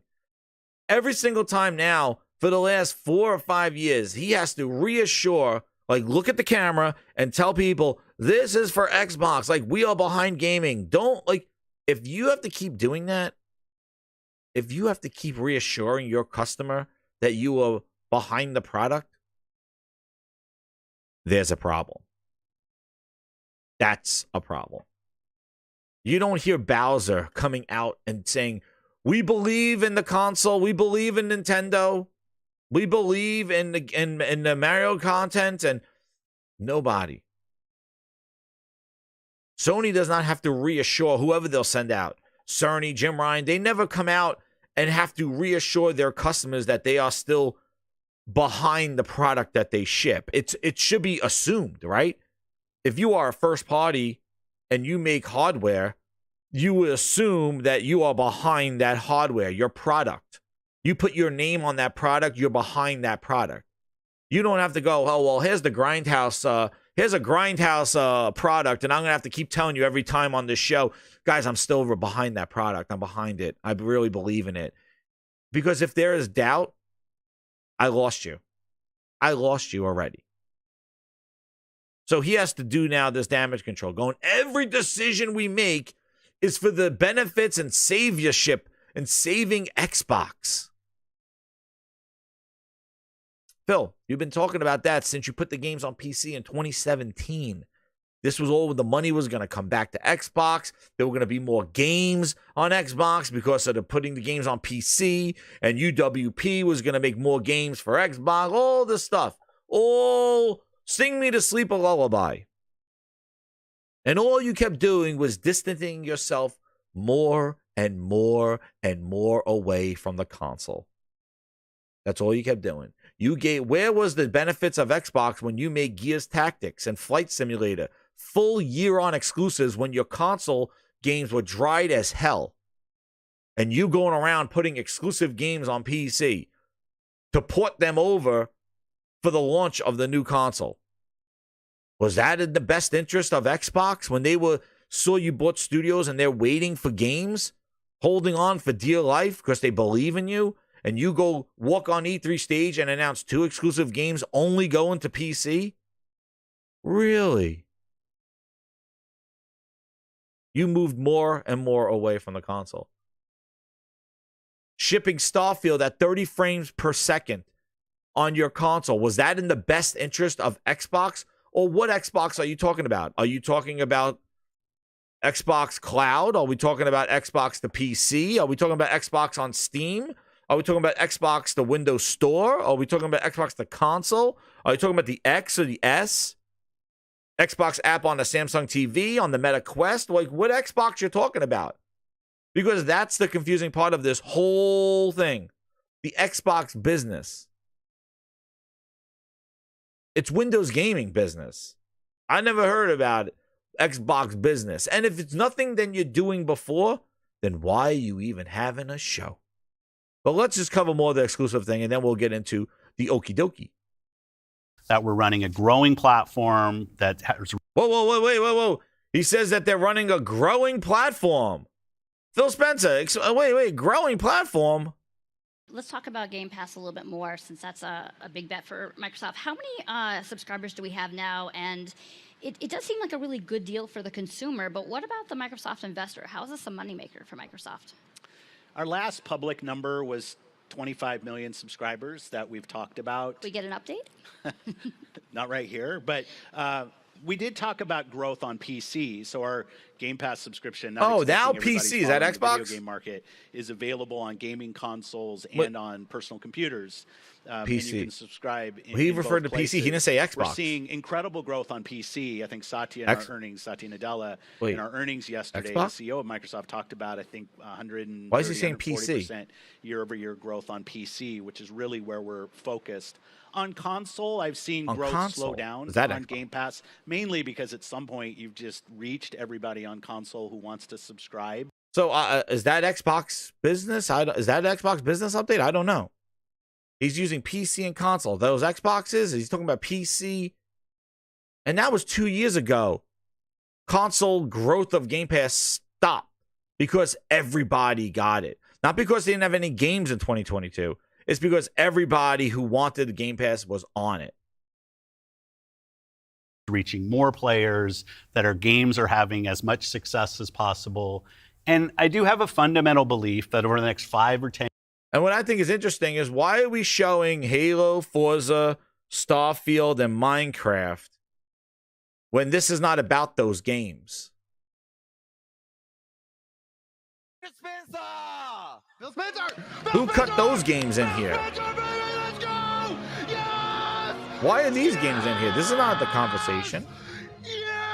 He said Starfield wasn't these 4 games. Why are we cutting these games into this business meeting? Having as much success as possible. And I do have a fundamental belief that over the next 5 or 10 years, exclusive games that are exclusive to one piece of hardware, are going to be a smaller and smaller part of the game industry. And that's not some great insight.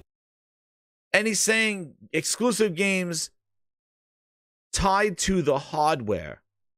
Well, they left that ship a long time ago, right? So what is the vision? I don't get it. What is the vision? Can somebody explain to me in the chat, what is the vision if he says exclusives tied to one piece of hardware? You hear the double talk. He was talking about PC growth and console has stagnated. Now he's saying exclusives for one piece of hardware will be less in 5 to 10 years. He's not talking about himself. Is he giving Sony their business update? Because they have not made exclusives for one piece of hardware since 2017. Actually, they did, but it were PC exclusives. Is he telling Nintendo that, hey, Mario's not going to be on your console for long? It's not going to be on the Switch for long? Is that what he's saying? Because he's talking about not the Xbox ecosystem here. He's talking about he's talking about hardware. An exclusive built for a piece of hardware is not going to be in there anymore. Dude, he left. That stopped a long time ago. Games that are exclusive to one piece of hardware are going to. You heard it. One piece of hardware. Is he talking about himself? Because they don't do that anymore. Where are going to be a smaller and smaller part of the game. Games that are exclusive to one piece of hardware are going to be a smaller and smaller part of the game industry. And that's wait. Some great insight, because if you look at the last 10 years and what the biggest games are today, it's a natural place. Whether it's one console and PC, multiple consoles, mobile console and PC, you see big games landing on multiple platforms. I told you, this part is damage control for where his stuff is going. And you see what he said there. Whether it's console and PC, all the consoles.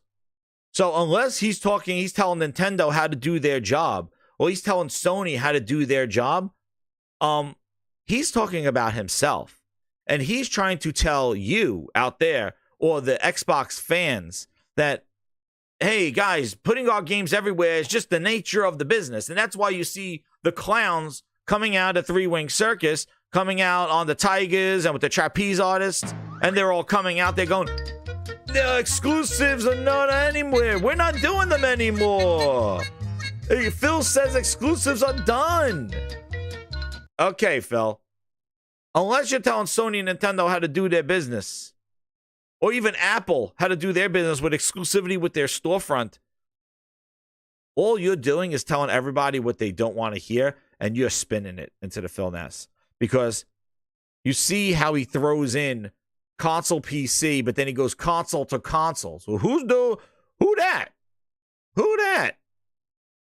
He's minimizing exclusivity again. We're back to this. After him and Sarah Bond went on their June showcase, chest out, pumped up, talking about how Elder Scrolls is going to be an exclusive and Starfield is an exclusive.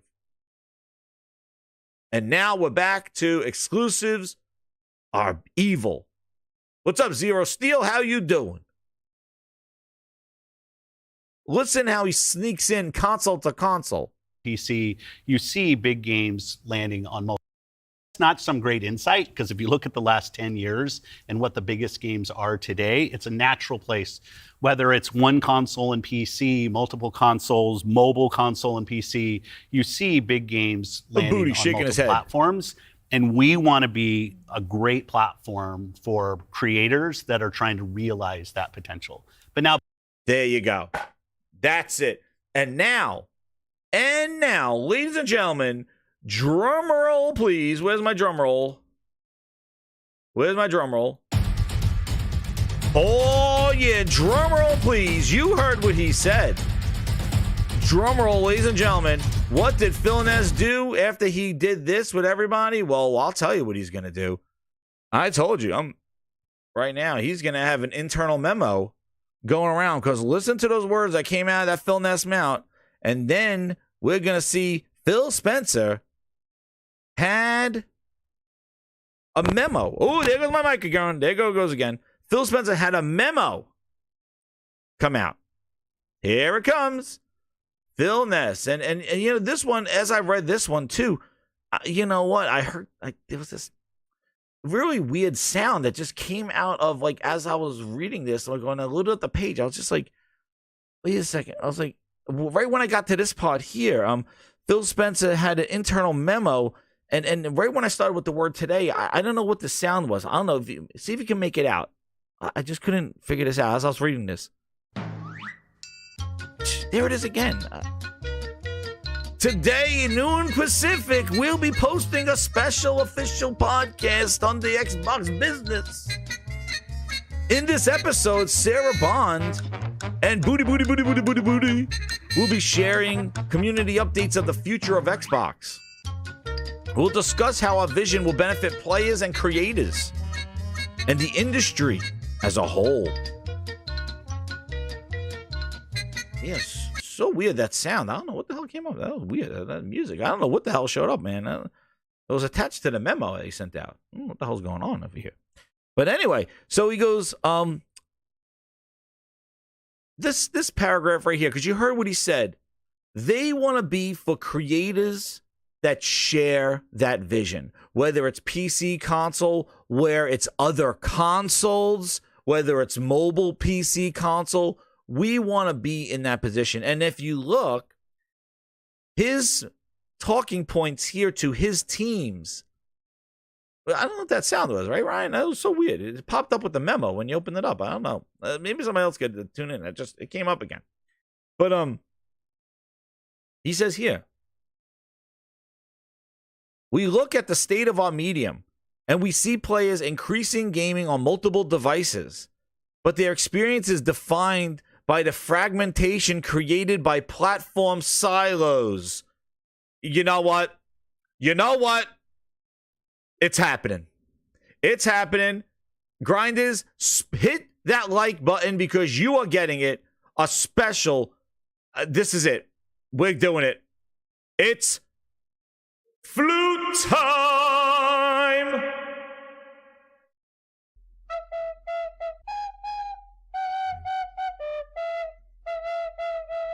Goddamn flute. There he is, Phil. Put on the wig.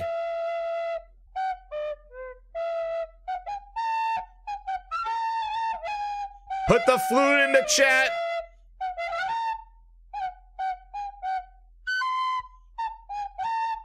Man, Phil is jamming.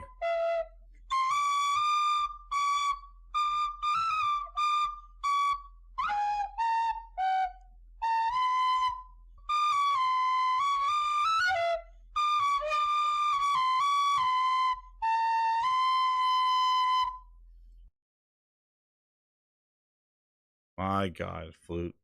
The flute, man. Goddamn, Phil with the wig. He put on the wig and he read the email off. He's going hard on that flute, dude. Hey, look at him. Look at Phil go. Look at him. Woo! Man, Phil Ness, man. There he is. Whoa, there you go. Oh, go. Get him, Phil. Get him, Phil. Woo! Woo! Look at all that bullshit coming out that flute. Still in blue mode. Oh, my God. He brought out the bassoon. More bullshit. The bullshit kept getting bigger and bigger. Jesus. He played the aqua lung. Goddamn flute. I told you it was flute time. It told you.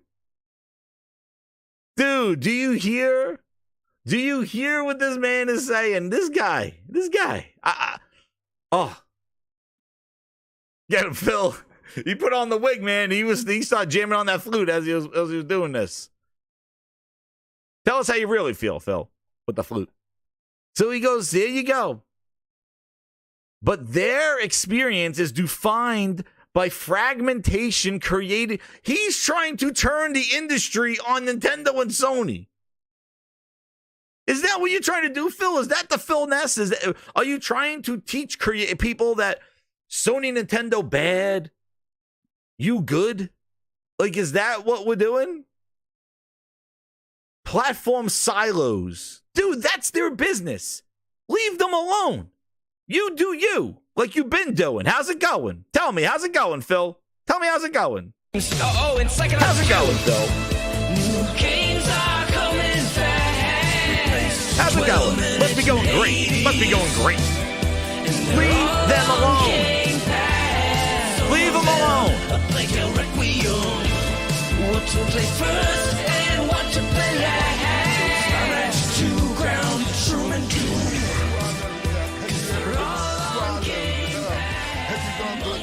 Swallowing where everything was overwhelming and you gaming.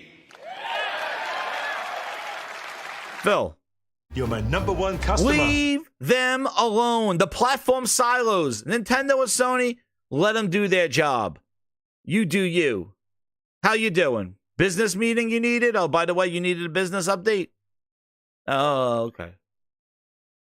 Okay. How's it going, Phil? Because sounds like you need them more than they need you. So shut up. Like, they don't need you. Here you go. Multi-device players have navigated multiple identities, entitlement libraries, communities, wallets, and reward programs. Similarly, the industry's biggest franchises ship across multiple devices. Phil, another reminder. You do not make them. Stop with the Minecraft. Stop whoring it out. I'm done. You using Minecraft as the ultimate example of everything that you ever will do and ever will do. Stop. Enough. Stop. Enough. Please. Stop. Enough. Stop talking about the biggest games. You don't have any of those biggest games, Phil. You put friggin' Halo Infinite on every goddamn device, and it's not the biggest game. Oh, shit. Cry me a river. Just because you bought Minecraft when it was everywhere, you bought Call of Duty when it was everywhere, now you are the Dalai Lama, the communication king of how gaming should be across all devices because you just spent $80 billion to buy something that was already there? Because that's the shocking part of it, Phil. That's the shocking part of it. The shocking part of it is that you ain't built shit and put it everywhere because nobody wants it, Phil. Because nobody gives a shit about Pentiment. Nobody cares, Phil. You haven't done shit. You haven't made a game and built it from the ground up and shipped it on Xbox and shipped it to Switch and shipped it to PC and everybody loves it and you got your own Microsoft Fortnite. You haven't done GOTS. Thank you, Emmanuel. See you later, man. You haven't done any of that. Instead, shit is everywhere. Not to you. You didn't do anything. But you just signed over the check. And now you the expert in multi-device gaming. Really? Really? It must be going great for you because these biggest franchises that you say, look, the industry's biggest franchises ship across multiple devices. Wow, Phil. Tell me, which one you have? Phil? Which one you talking about? Because that's what I would say to this memo. I'm like, what game is Phil talking about? What game do we have? Halo's friggin' free. Is Halo one of them, Phil? Halo's free. Sea of Thieves is on everything for 8 years. Phil, anybody? Yeah, you ain't got shit. Stop talking and do something about it. That's the thing that grinds my gears so much. When somebody just keeps talking and doesn't do something about it. What have you done to prove this? Oh, look at Fortnite. It's everywhere. Look at Fortnite. It's everywhere. It's the biggest games. Do you ship the biggest games, Phil? No, we don't. How's that going for you? What's up, True SSJ? Havoc with the 5. He goes, finally caught you live. What's up, Jez? This stuff is crazy. Remember you from Smooth's Planet Xbox podcast, and you questioned this stuff all back then. Yo, OG Grinder True. Hey, thank you so much, man. Yep. That was like, what, 6 years ago? 4 years ago? Yeah, right? Thank you. I appreciate it, dude. He's a VIP grinder. Welcome to the Grindhouse, True. Use those emojis, especially Phil Ness beating up the Xbox, because that's exactly what he's doing right now. So Phil now requiring creators to build and manage multiple instances of their games, leading to higher costs and fragmented communities. Huh? Helldivers fragmented? Anybody? Helldivers seems to be doing pretty well. Phil, there's no fragment. Who's upset? All this friction creates a tremendous opportunity for us to meet the needs of multi-device players and creators. Do you see what they're doing? Do you see? Grinders, do you see? That's exactly what he said. Screw the rest of that podcast. This is what he said to his team. Do you see? You're my number one customer. He's telling his team that it is in a disarray.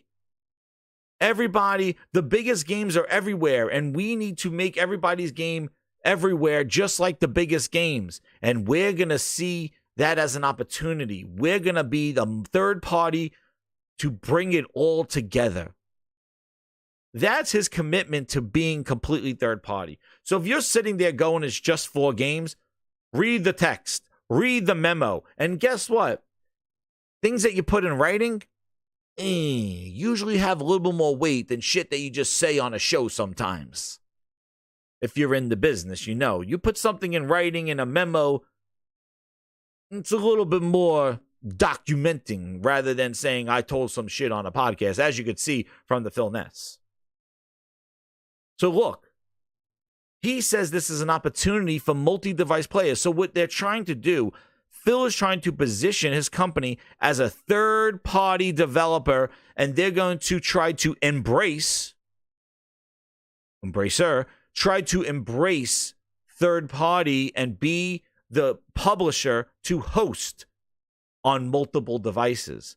And in order to show their positioning, Microsoft needs more leverage to show that they actually can publish on PlayStation and Switch.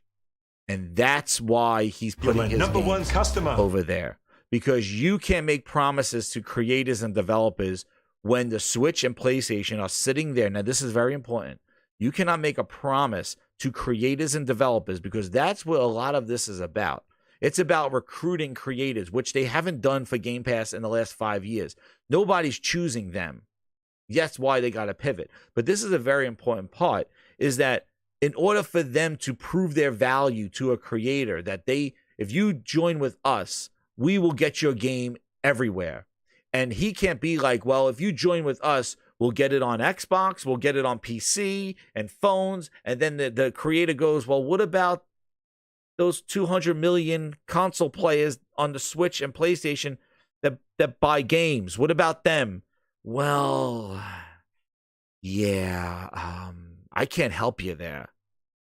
Well, thanks. I'll just go put my game over there then, and then I'll bring it over to you, Phil. Thanks. And that's what the creators say.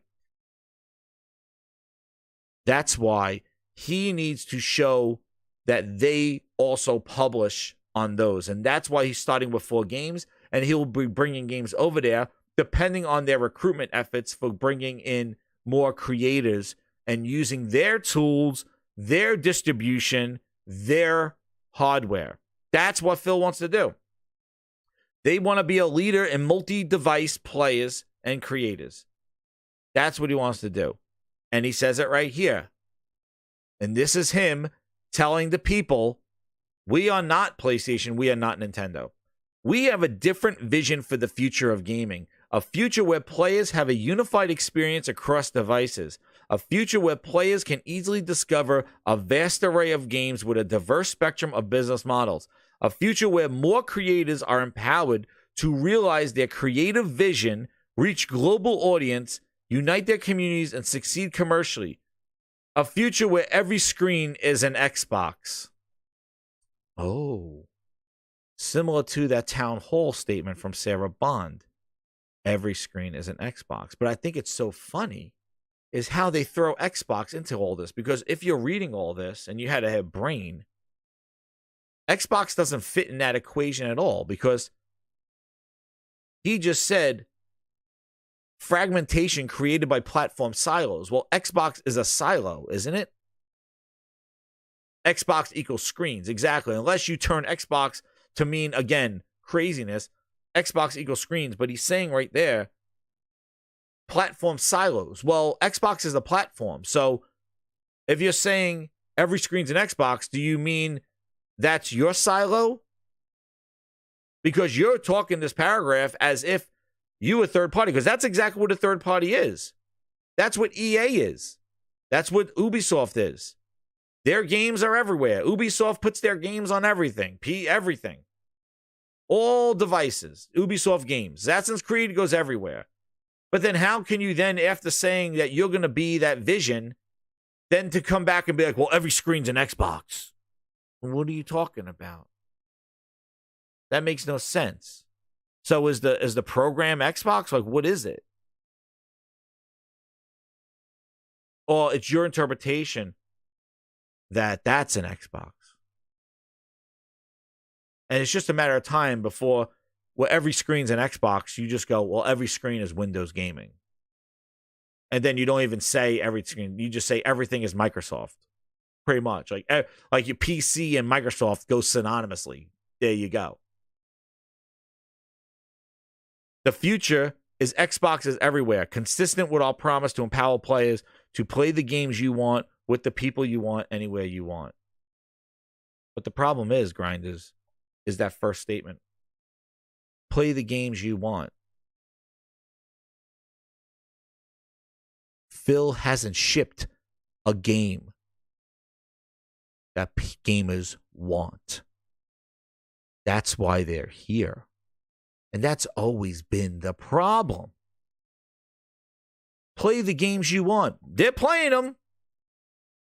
I just talked about one for an hour. Where are you, Phil? Port begging? Well, you gotta put it on my platform, please. Put it on my platform. That's what he's saying. Port begging Phil. You're really busting my balls here. Port begging. Everybody's playing, Phil. People are lining up. They're playing what they want. They're going to be lining up for Final Fantasy. Where are you, Phil? Final Fantasy VII Rebirth. Where are you? Those are the games that people want to play. Grand Blue Fantasy. People want to play that. Where are you? Where are you, Phil? People want to play Zelda. People want to play the new Peach game coming out. Yep, me too. People want to play Stellar Blade.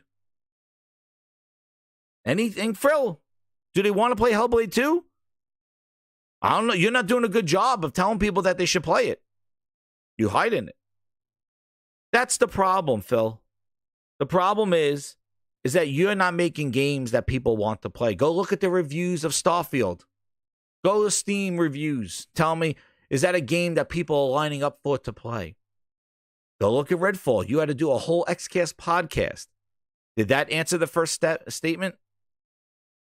That's the whole hypocrisy of this whole thing. They are not making games that people want to play. You're telling me putting Pentiment over there is gonna be, that's what Nintendo fans and PlayStation owners, they've been asking for Pentiment and Grounded. They've been asking for that. They've been asking for Pentiment.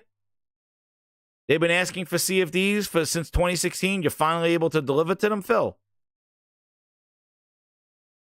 The problem is that you're not making games that people want to play, so it doesn't matter where you are. Just ask Halo Infinite. It's free, and it's everywhere.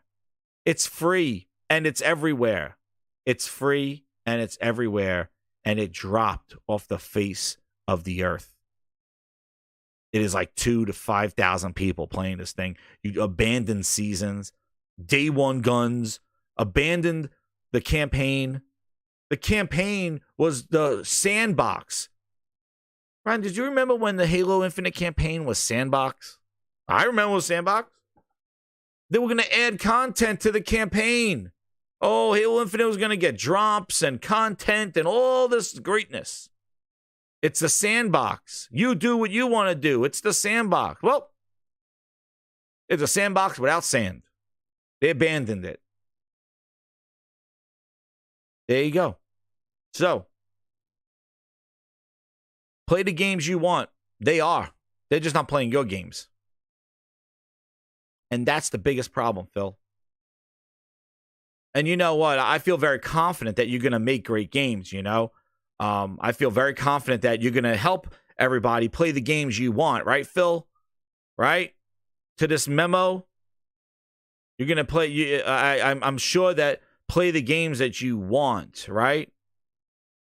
So you're going to make great games that we want to play, right? Just focused more on great games on our console that somehow we're going to win the console race. On our console that somehow we're going to win the console race. I see commentary that if you just build great games, everything would turn around. It's just not true that if we go off and build great games, I see commentary that if you just build great games.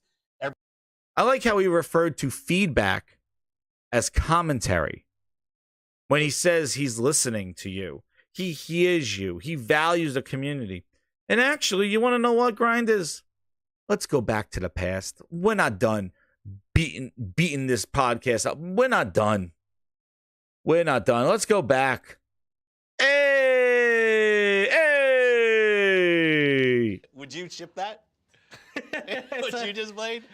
So, play the games you want. Phil, tell us about your games.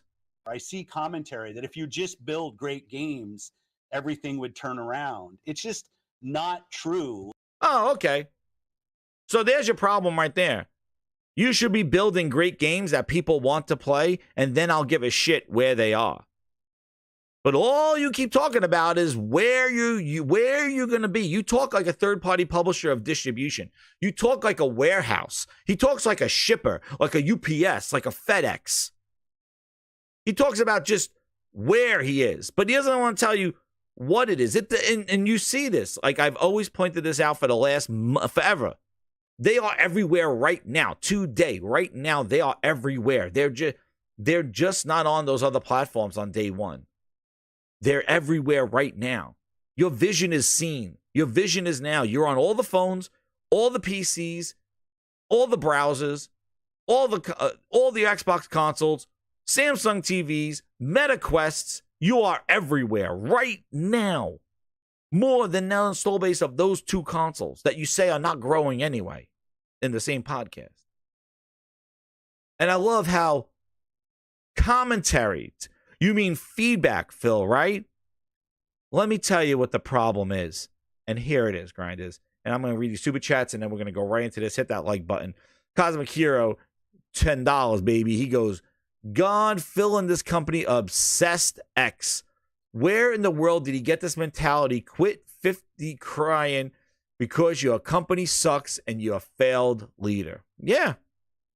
That's the harsh reality of it. Oh no! We suck again! You're going to suck everywhere. Pentiment doesn't automatically become a desirable product because it's sitting on a PlayStation or a thing. Your games are going to suck there as well. You got to make great games that people want to play. And given the reception of Indiana Jones, people are scratching their head about that one. Telling people that if they have a problem with first person because they get nauseous or whatever, they're a fool. Oh, that's nice. That's a great marketing. I'm sure everybody can't wait to play that game. If you're making excuses like that about stupid ass Indiana Jones and it's janky ass third person to first person perspective, the game's already lost. You're already starting off with a negative for that game. That's already a problem because now there's excuses about Indiana Jones. Constructive criticism. He called it commentary. Well, this is the problem with everything. And you saw with all this stuff, with this Xbox podcast and the inside sources and all this other stuff. People want to see more of Hellblade Combat. Did Phil listen? I see commentary. No, he didn't. This is the problem with him. And think about if you've ever seen another executive talk like this. And this is what happened because when the shit hit the fan, he was playing Diablo. But listen to how he represents the community. Let him talk about it. Let him say it. And then you'll hear where the craziness comes from these influences.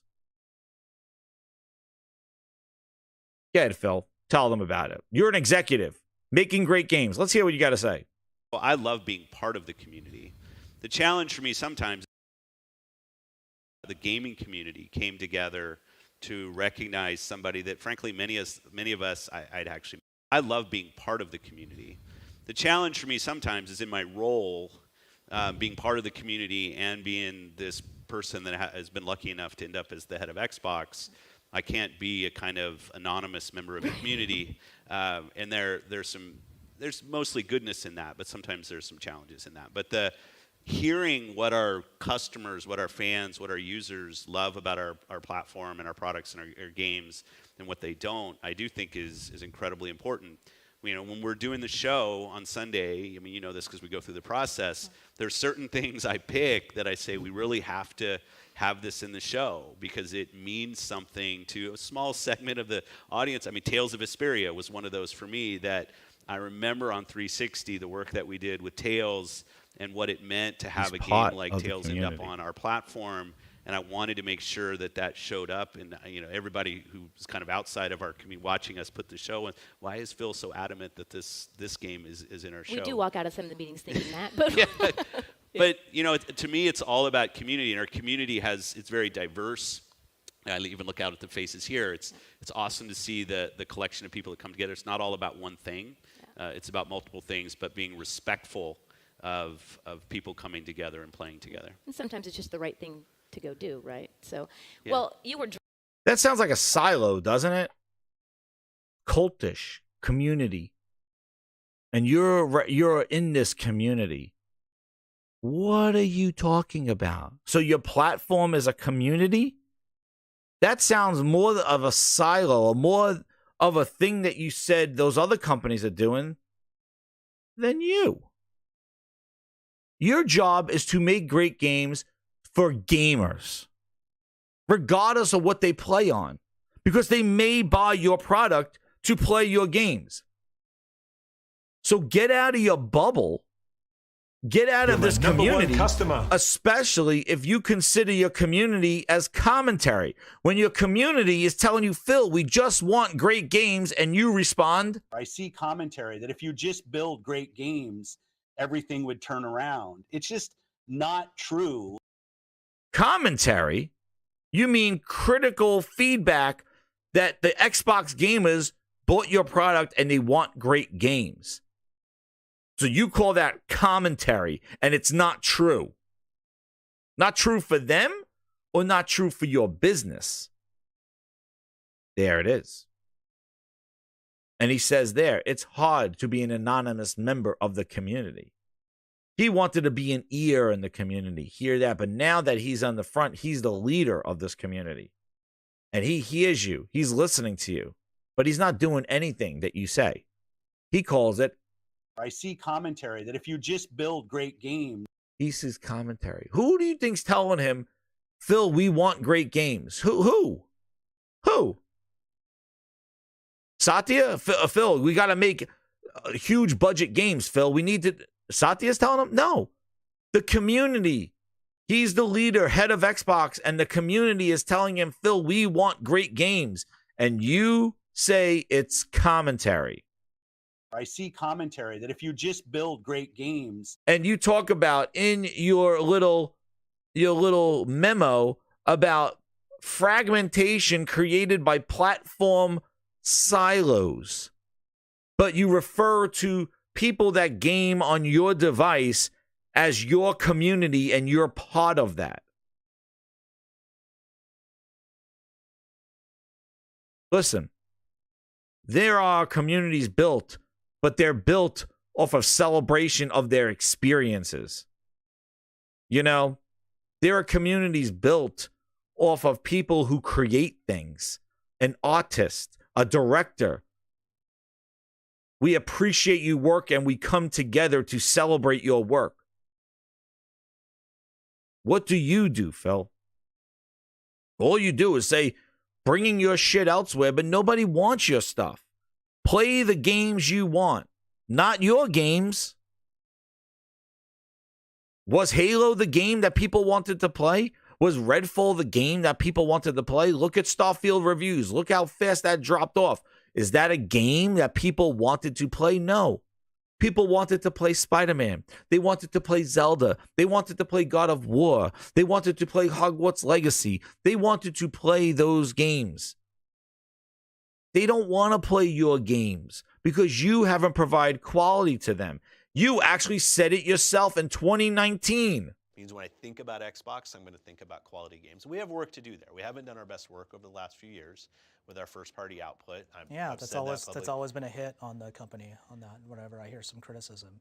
Yeah, I don't know if I'd say always. Like I think we've that interview. Mud on you, but I have to know that's a fair. I think it's something fair to say. It is. We haven't done the best with our first-party quality output. He said that in the last few years.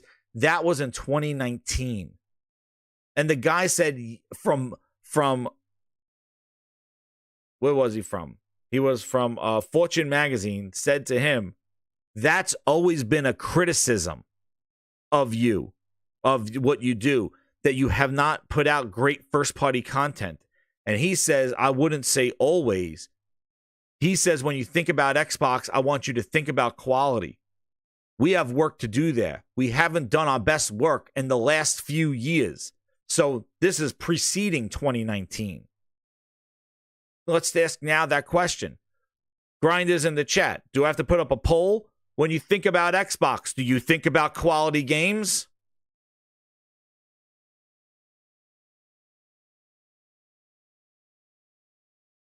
I'll give you some thinking music.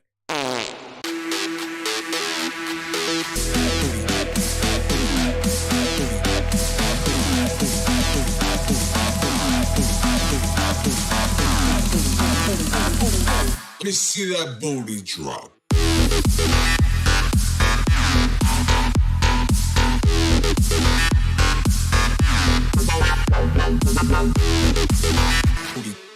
Booty drop. Thank you. Overwhelming no. No. Instead, Phil's like, Helldivers 2 being on PlayStation, what does it do for anybody? How's that good for anybody? Phil, where were you when the Helldivers team, did you want to buy that IP? Like, where's your games, Phil? Don't worry about that. Where are your games? You were hyping up Pal Worlds during that show. What happened? What happened? People got bored with wiping the ass of Jigglypuff and made in his ass? What happened? People got tired of wiping the asses of the pals? Mating them and doing all that other stuff? They got over it too quick? Or was the game incomplete because it's a preview game, Phil? And it wasn't working great on your console, where, according to Miss Sarah Bond, excuse me, what is going on with the Xbox as the best place to play? What was that again? Have ever seen in a hardware generation, which makes streaming how look at future hardware generation. Greatest success. I think one of the fun recent examples about this is actually Pal World. You know, Pal World was able to launch. They were a game preview. They launched in Game Pass. They also simultaneously launched in Steam. And through the combination of those things, you know, Pocket Pair was able to have this outsized success. And it was the largest third-party Game Pass launch ever. And then, hey, that's it. You won. There it is. So why are we here then? Why are we here? There was such success. You won. The biggest ever. There it is. Phil's vision and then why are we putting our games on PlayStation and Nintendo? You won. There it is. The vision scene. What happened? Why are we here then? Why are we doing a business update? Everything sounds great. What happened? I missed something. Tell us about that hardware again, Sarah. And then here they go. He talks about the exclusivity. They won. Yeah, it's over. That's it. They did it. It was the most successful. Games to more gamers on all platforms. Ooh. Games to more gamers on all platforms. There's the boss. Edison, which is doing more with less. Thing that we are doing with our content, with our our cloud and community. If we're an Xbox customer, the thing I want you to know is this is about delivering great exclusive games for you that ship on platforms where Game Pass exists. Exclusives, he's and talking. That's our goal. What That's happened? why we're doing this. That's the root Silos. of this partnership that we're building. And the creative... The close of Activision, Blizzard, and King, we think that now we have the ability to really do what we've always set out to do, which is build great games and deliver them to folks across all platforms, right? Which is Xbox and consoles, the PCs, and now even including mobile gaming and cloud gaming. So we're excited about the best work in gaming. It's a core business for us. Satya, but you said about make great games. I see commentary that if you just build great games, everything would turn around. It's just not true. Oh, the boss not going to like that one. He says now they can build great games. What happened, Phil? What are we doing here?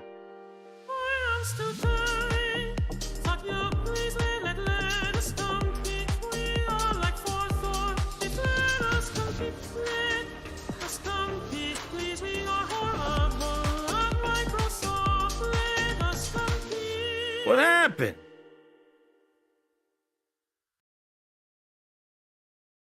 Exclusives he was talking about. What happened? Game Night 123 with the 5. He goes, Jez, you remember when you played Super Smash Bros. Ultimate on your PlayStation? Or how about God of War on your mobile phone? Phil is something else, right? I agree, right? Dave Rock, thank you. VIP member. Coming in there, he says they failed with Xbox. Now imagine as they fail as a third-party publisher, what's going to happen to all these IPs they acquired? Dave Rock. There's facts right there. There it is. They failed with Xbox. There it is. They're everywhere right now. They failed. Now they want to be the biggest third-party publisher and do that. If they fail like that, what happens? Reaper, member for 7 months. VIP grinder. Thank you so much, man. And Kali Yuga with the 2. He goes, but Phil says, left my ass off. Yeah? Phil says this too. Oh, damn!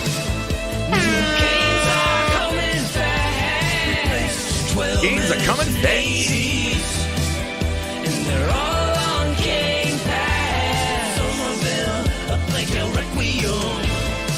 What will play first and what to play last. My match to ground, true and doom. 'Cause they're all. Oh, and second on two. Woo, there it goes. Are coming fast. 12 minutes and 80s. And they're Look at him jamming. He loves that Game Pass song on his flute. Look at him jamming on the flute. Oh, Phil. He puts his wig on and he's jamming. Go get him, Phil. And he's rocking that flute, playing that Game Pass song. Oh, my goodness. There we go. It's the...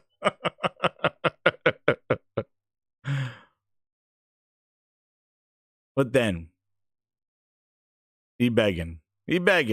Port begging Phil.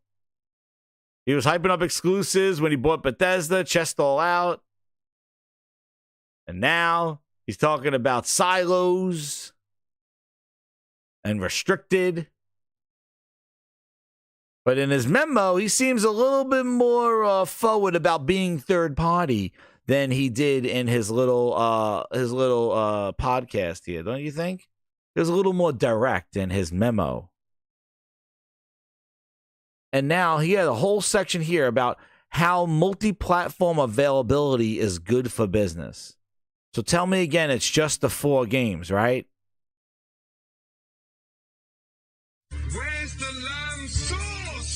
Is that we see trends with player behavior where people are playing on multiple devices. That is the reality. And we have put some games out on. What is the obsession with playing on multiple devices? When you sell a gaming device, don't you think it's the craziest thing ever? Just say we're out of it. Like, we're done. We want to put our games everywhere. Our console is not doing anything. We are out. What is this multiple devices? I see people buying shit ton of PlayStations at 55 million. People are going to buy a whole ton of Switch 2s. I don't see people buying, I'm going to buy all. Like, what is this multiple device obsession? And anyway, you need a game that people want to play everywhere. You know? What is this obsession? Stop making the console then. Done. Because the console is the thing that's a whole hypocrisy to this multiple device vision. Because who in their right mind would make a product and tell you to go play somewhere else? Imagine if I did this show here and I was like, guys, I'm going live. Subscribe to the Grindhouse, but go watch somebody else's channel. And then I'm sitting here going, it's about listening to everybody at the same time that you're listening to me. I'll be talking probably to nobody. Who makes something and then tells somebody to go play somewhere else? Who's successful with that? Apple builds a phone and says, you know what? Go buy an Android. More people to what? Why are you so obsessed with more places to play? You are, and what's crazy is that 5-6 years ago, he was so obsessed with mobile gamers and PC gamers and more people to play their games. And then they released Halo on the biggest launch ever. And look what happened. It failed. Because you got to make content that people want to play. And it's your job to make Call of Duty sustainable. Make Starfield something that people want to play. You can't put out these half-ass games that are missing things and need patches and lighting updates and all this other bullshit, and it wasn't the same thing that people paid for, and people don't want it anymore. And it doesn't matter where you are. If quality is not there, if people don't want to play it, it doesn't matter where it is. If you don't want to eat McDonald's, it doesn't matter if there's a McDonald's on every corner. If you go McDonald's is shit food, it doesn't matter that you see one on every corner. It doesn't matter where they are. If you're making games that people don't want to play, they're not well reviewed, they're not well received, they're missing stuff, they've got to patch it later, I'm sorry, this is not what it is. If you keep doing that, you build a reputation of no quality. So when you put your name on something, nobody cares. And I keep bringing back Halo. See, it's everywhere right now. I said it, right, Cosmic? I said Halo was a pivotal moment. That was their proof of pudding. Halo was free to play on every PC available and every console. Everywhere. And it dropped off faster than anything. Gears 5 was everywhere. And they had to force crossplay to ensure the multiplayer was able to find games. They need to force crossplay. Sea of Thieves, same thing. You cannot turn off crossplay. What's up, El Nini? You cannot turn off crossplay on Sea of Thieves because they need it. Oh, damn. Jeff B. Gamer says it looks good when you're starving. Well, I guess food analogies don't work there, but you know what I'm talking about. If you make games that people want to play, then they're more inclined to experience them, and they may even come to your platform. But you're not making content that people care about. All you keep talking about is just spamming your shit more and more places. Chumming the water. You know what? The sharks are not biting on PC. They're not biting on Samsung TVs. The sharks are not biting. We're throwing out that chum. You know what? Let's throw our chum over on PlayStation and Switch. Maybe the chum will get a bite over there, some sharks. But you're still chumming the water. Sony's out there identifying a game that looks great for our platform. That should be polished. That should be fully featured. Launch it, and boom.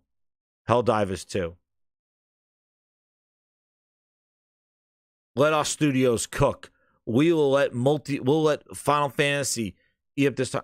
That's great. And like, you can't deny the partnerships and the content that Sony's been identifying has been great. They've been doing a good job of filling up their portfolio without utilizing all their first party. Now, I'm not saying that their first party is questionable. Like, where is it? That's a big thing. Like, we're excited to see where it is. And the fact that they're quiet, and they said now in the first year they're going to have no sequels, but maybe new IPs. But I really want to see announcements from their first party. Just the excitement, like, what's going on? But I can't deny that they have been actually picking out good games to fill in the time while their studios are developing. We're not sitting here dealing with like hokey dokey indie games, or as other people will call them, some those on their little goo gaga, my little baby little Fisher Price plastic toy. We're not playing those. There's actually good quality that they're able to do on that one. But I still want to know what's going on with their first party. They're not out of the woods either. But my point is that when you make great games or quality content that people want to play, then people are willing to play it on multiple devices. But you're so obsessed with this multiple device strategy, but you're shopping with pennies. You're shopping with chum. I don't understand it.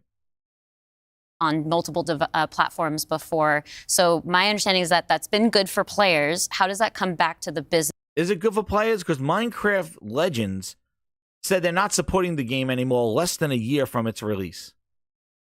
Was that the plan?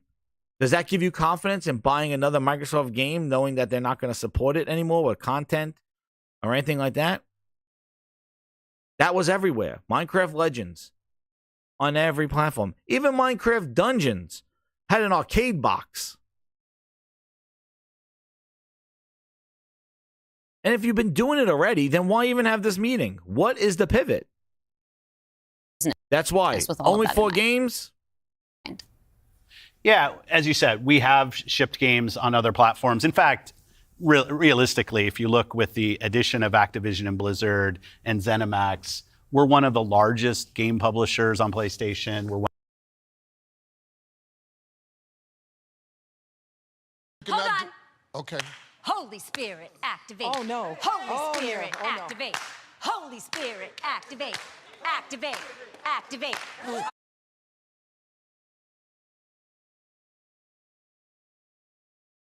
Really? You've been doing this for 20 years. You spend $80 billion and now you go, well, look at it. We're really the biggest publisher. Really? Like, who's buying this stuff? Like, who thinks, like, who's he think he's duping? You had nothing, just like what I said before. They had no influence with Minecraft. Minecraft was already there. You just bought it, and now you're like, well, we're the biggest publisher over there. It's like me, you know, this is hilarious. So, Grinders, it's like if you go out and go buy incredible, like you go to a sports store and go buy an incredible pair, the most expensive skis, the most expensive poles, and walk out of the sports store. You could just be like, I'm a professional skier. I go to the store, I buy the most expensive cleats. I go buy the most expensive soccer ball. I walk out and I go, I'm a professional soccer player. Well, did you train? Did you practice? No, but I bought the best equipment.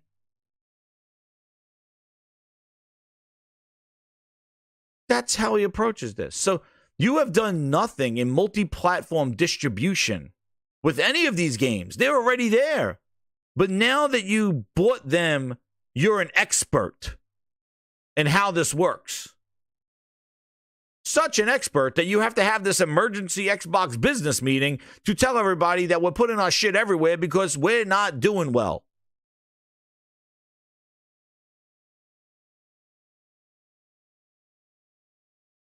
Because if it was great, if you are the biggest publisher and everything's going fine, then why even have this meeting? What is the purpose of this? These games have been published. They've been put on PS4s. Captain, they've been on PS4s. They've been on fucking PS4s. Where was Phil? He was part of that conversation? Prey. He got Prey listed here. Where was Phil with Prey? He made Evil Within. The only thing I saw with Evil Within is he chased away the guy that made the game. The guy made Hi-Fi Rush, and then he booked out of town. We're never getting the Evil Within. He wants to do another one, just not with Microsoft. So all I know is that Phil chased this guy away. Prey, he was nowhere around. Arcane never misses until Phil bought him. Then they missed. Where was Phil with this on? Tango, what are we doing here? Spencer! Phil Spencer! Phil Spencer! Phil Spencer, baby, let's go! Yes! One of the largest publishers on the Nintendo Switch, especially when you put Minecraft into the equation as well. And now we're one of the largest publishers on mobile platforms as well. And that's not something that... They're the largest publisher on mobile platforms as well. Head slap.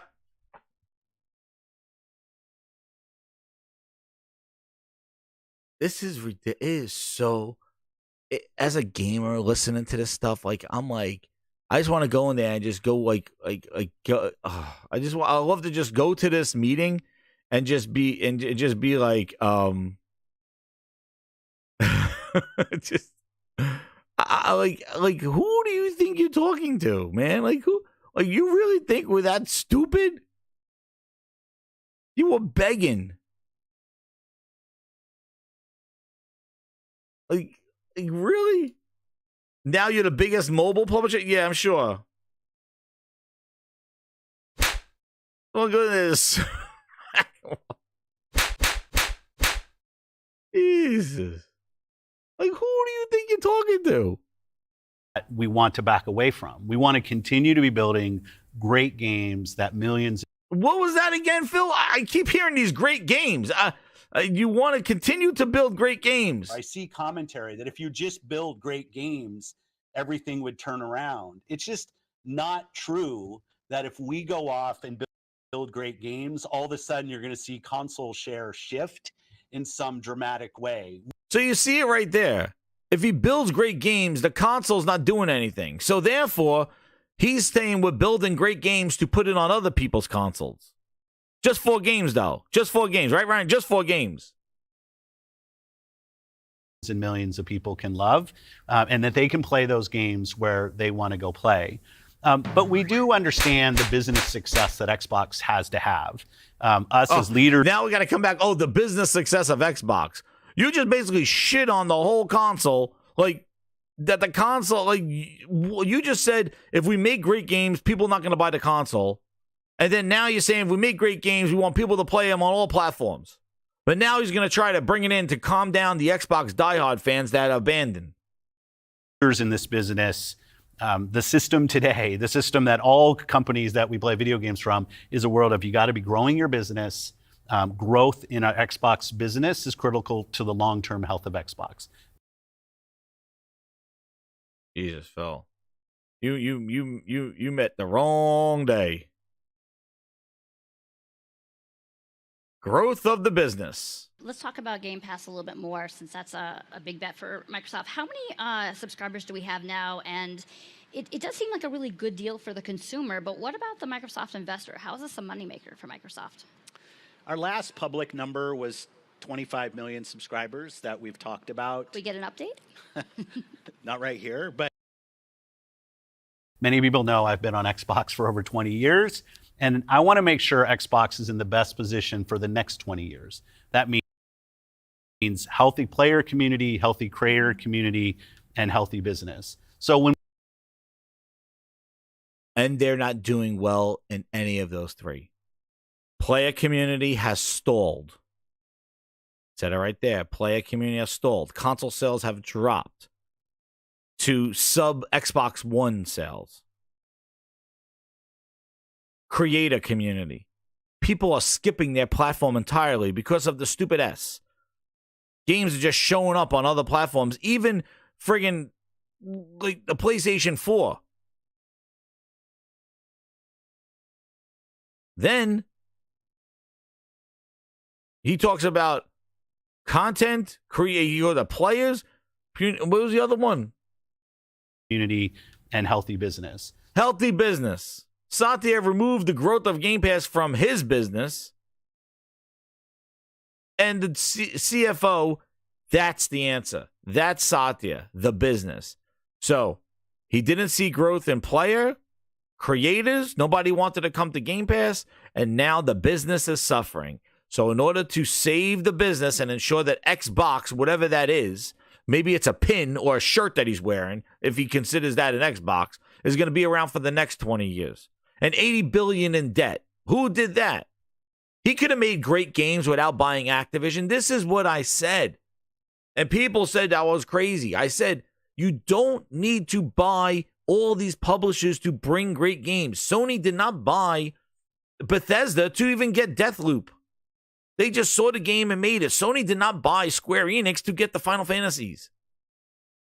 You could have spent a fraction of that money just to bring great games to your platform and have them identify with your brand. You could have done that easily, but you chose not to bring games to your gamers. And because of that, your gamers left you. And now you're left with a stagnated market that doesn't want to buy games, and you're everywhere and nowhere at the same time. And now you got to throw your chum and shop somewhere else in a new neighborhood. So you're packing your bags, going with just 4 games, and trying to move in and mooch off of Nintendo and PlayStation. Hoping that you will find success over there to prove that these games that you have hold value outside of your community. Good luck. Because they don't. Because if people over there cared about it, they would have been knocking on your door, not the other way around. If people cared about Sea of Thieves, if people cared about Pentiment, if people cared about Starfield, they would have been knocking on your door to play it. Now, you're taking your IP and going to knock on their door. And you're hoping that they're going to answer. And they're going to be like, get out of here, Phil. Take your IP and go back. Nobody wants it over here. And now you're going to be sitting there, $80 billion in debt, all this IP, all these games, and nobody to sell them to. And I think that's where the future is with it. So when we look at opportunities to allow more people to play, more people to engage, more people to buy, more people to subscribe, it's all about putting Xbox in the best position. And our hardware is a critical component of that. The absolute best experience somebody has on Xbox is hardware that your team builds. Mm-hmm. Is he really saying that? After the last two games that he launched in Starfield and Redfall, the best experience is with their hardware? With Forza as well. Forza Motorsport ran incredible on the X. It didn't even have the lowest setting of ray tracing on the X. The Series X never had 60 frames in Starfield. They had to patch 60 frames in the weird-ass looking Redfall 4 months later. So the last three games that you shipped, Forza being the premier title that used to run great on console, was worse than the lowest setting on PC. Who are you kidding, Phil? You have yet to take advantage of the power of the X at all. What are you doing? You have yet to take advantage of any of that power.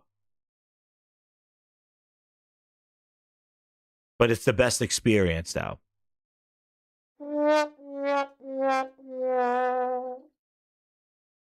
And that people play on. But that's not going to be everybody. We fully accepted that we're going to have Xbox players across all kinds of devices. So I think a lot of people think about 2023 as this incredible year for gaming. And in a lot of ways it was. There was some really amazing releases that I think we all enjoyed. But what were the signals behind the scenes that maybe indicated how we wanted But he wants to bring his stuff to consoles. Other consoles. But the console market is not growing. to look at the future of Xbox and how we kind of keep up with the industry? Yeah, such a good question. And I think I wrote it myself. As people who care about the industry, which I assume is people who are watching this, it was an amazing year. Some great launches, some of the games that I think will stand the test of time and people will be talking about a decade from now.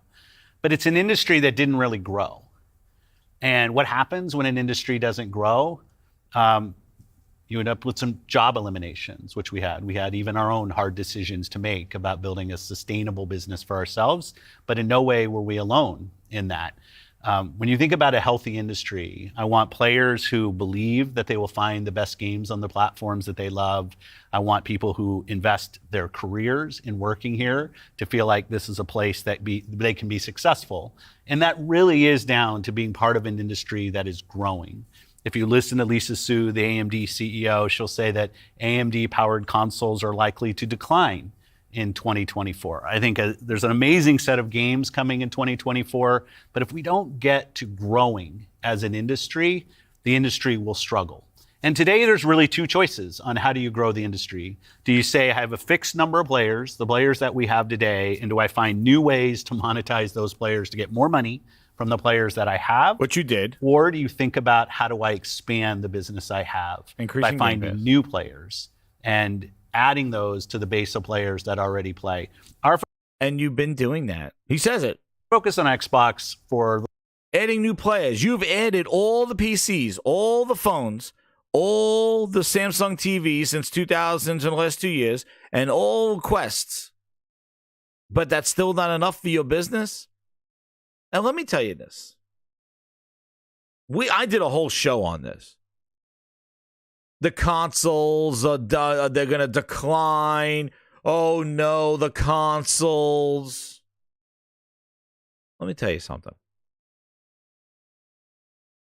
Back in 2011, they were telling us that the consoles were going to be dead because of the iPad and the Wii U did so horrible.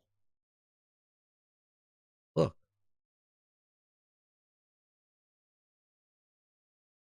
Oh, wow. Oh, it's not growing. Oh. Console gaming is dying in 2012.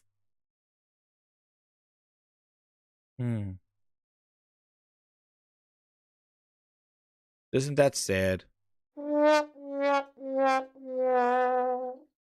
November 9th, 2012, console gaming is dying. Console gaming, where a first-person shooter, it will be taking heavy fire right now. The red hue will envelope the viewable screen from all sides. So ominous. Despite this, Nintendo released its new Wii U on November 18th, ushering in the 8th and possibly last generation of traditional home consoles. The Wii U was the end of it. 12 years ago, it was the 8th and the last generation of home consoles. Consider this. Dedicated gaming sales, including living room consoles and handhelds, are on the midst of a 4-year tailspin. You might say that because of a bad economy, but then you have to explain why movie revenue and cable TV subscriptions stayed the same. Oh, cable TV lived on, right? Mm-hmm. Well, why music sales, gutted by online streaming piracy, have held up better than console games. Or the popularity of social, mobile, and PC games have skyrocketed to unthinkable heights. The problem seems to be isolated with dedicated video games. Video games industry sales in the United States, including game discs, consoles, and accessories, were down 24% in September when compared to the same period last year.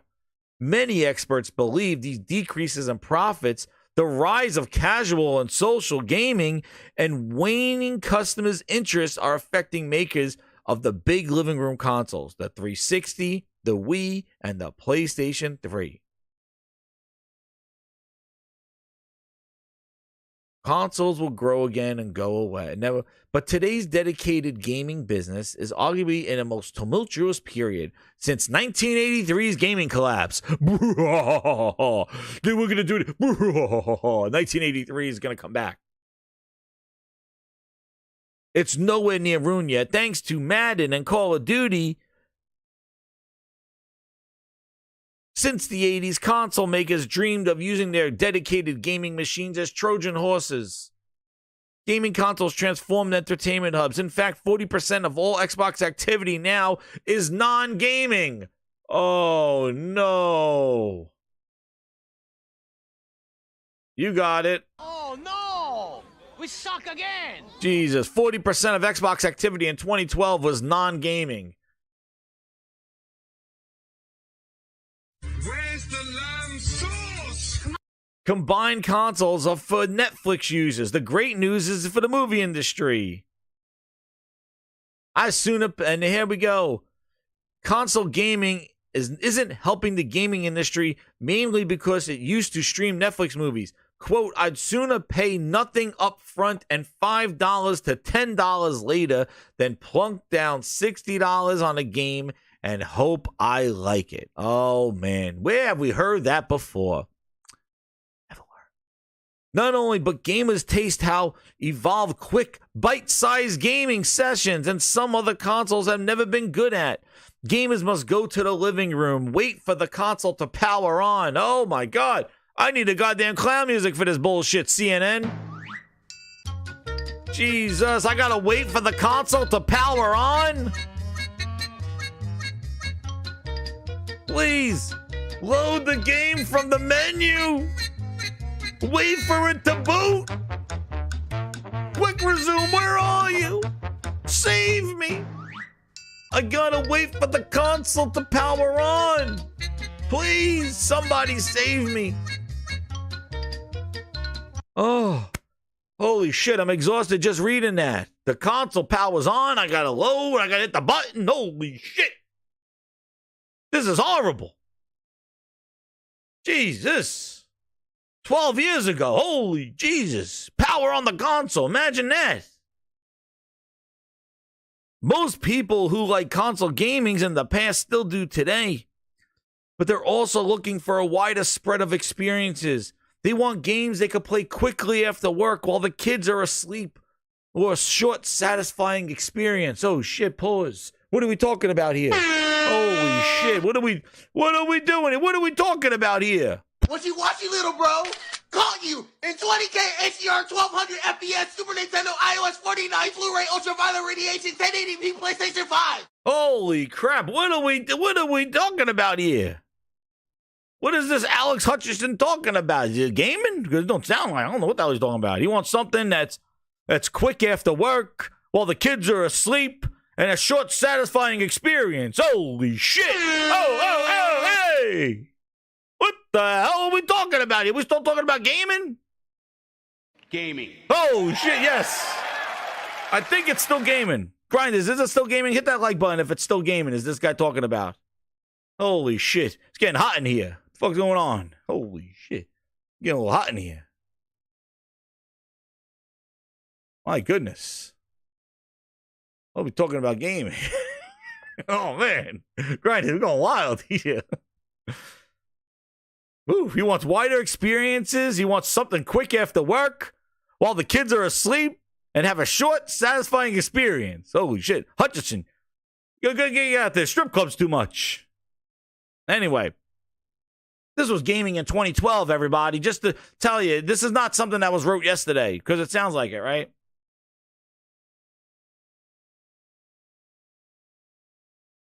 What's going on? Rooftop party. What are we doing here? He keeps going, this guy. Gamers have not increased in only the number. They're playing on multiple platforms now. Fewer enthusiasts describe themselves as a single camp, such as I love Nintendo and hate Sony and Microsoft, or vice versa. If enthusiasm for single dedicated machining has waned, however, or at least been spread thin, then the machine that demands the most attention will invariably suffer. The machine is the console, the one you hold dear to your heart but probably reach for less than you used to, whether you like to admit it or not. They're playing everywhere.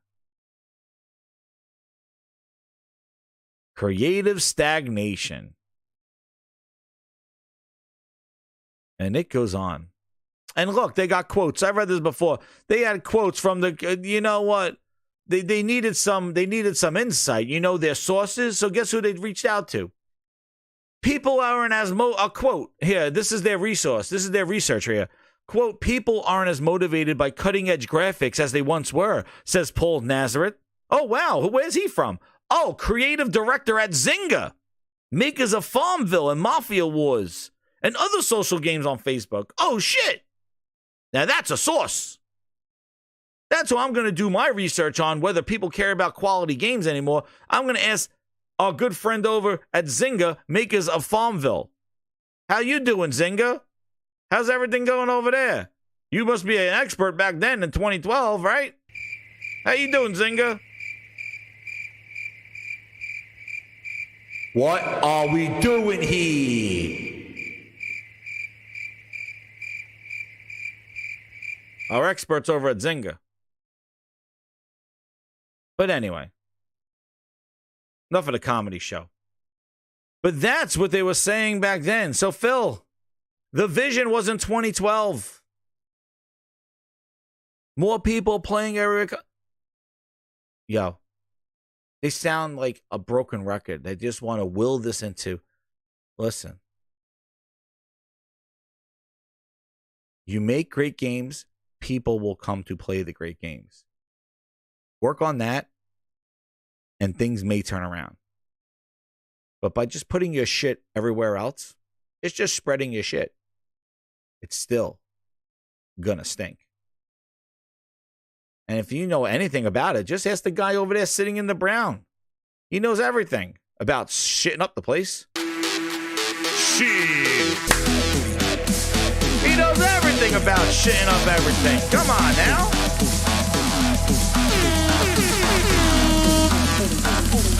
Let me see that booty drop.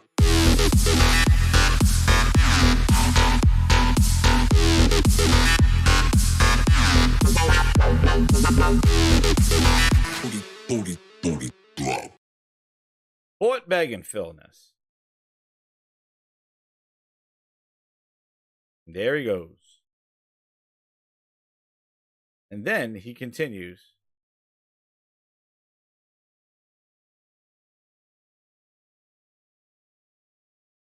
Right?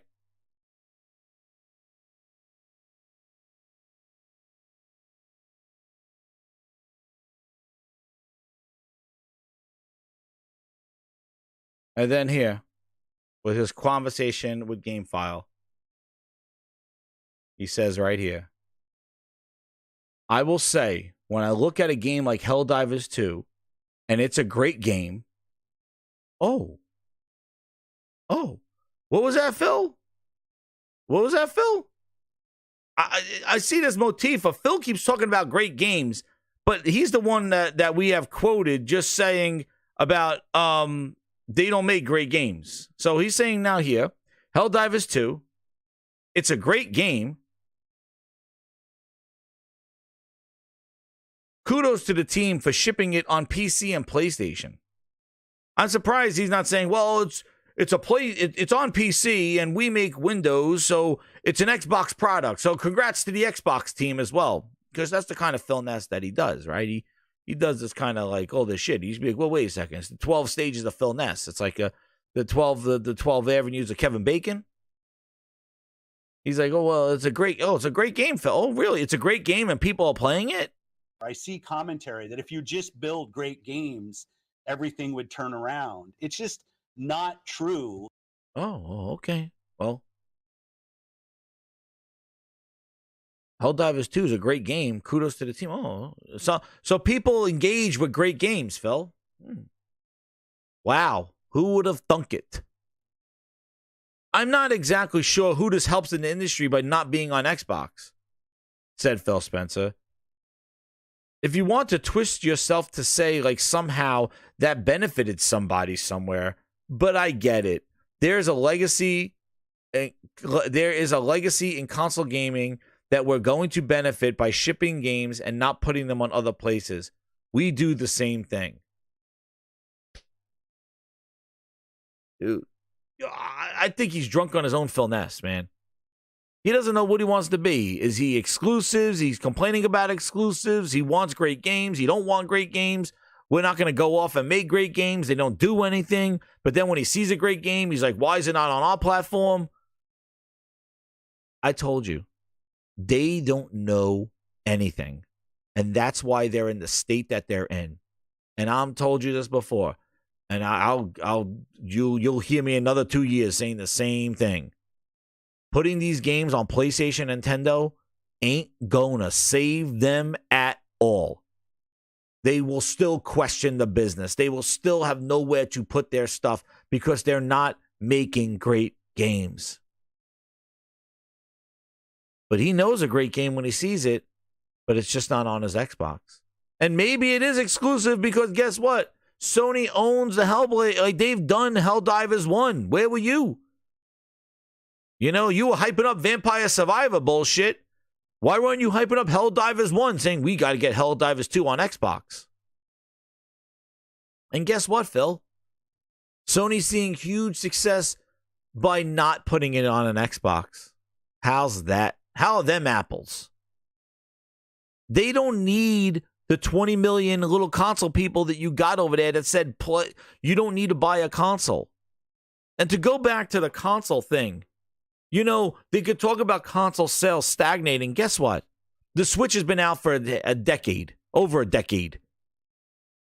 No, but it's saturated. People, their stock dropped because they might possibly delayed to early next year for the Switch 2. The PlayStation was out of stock for 2 friggin' years. Finally came into stock in the last year and a half.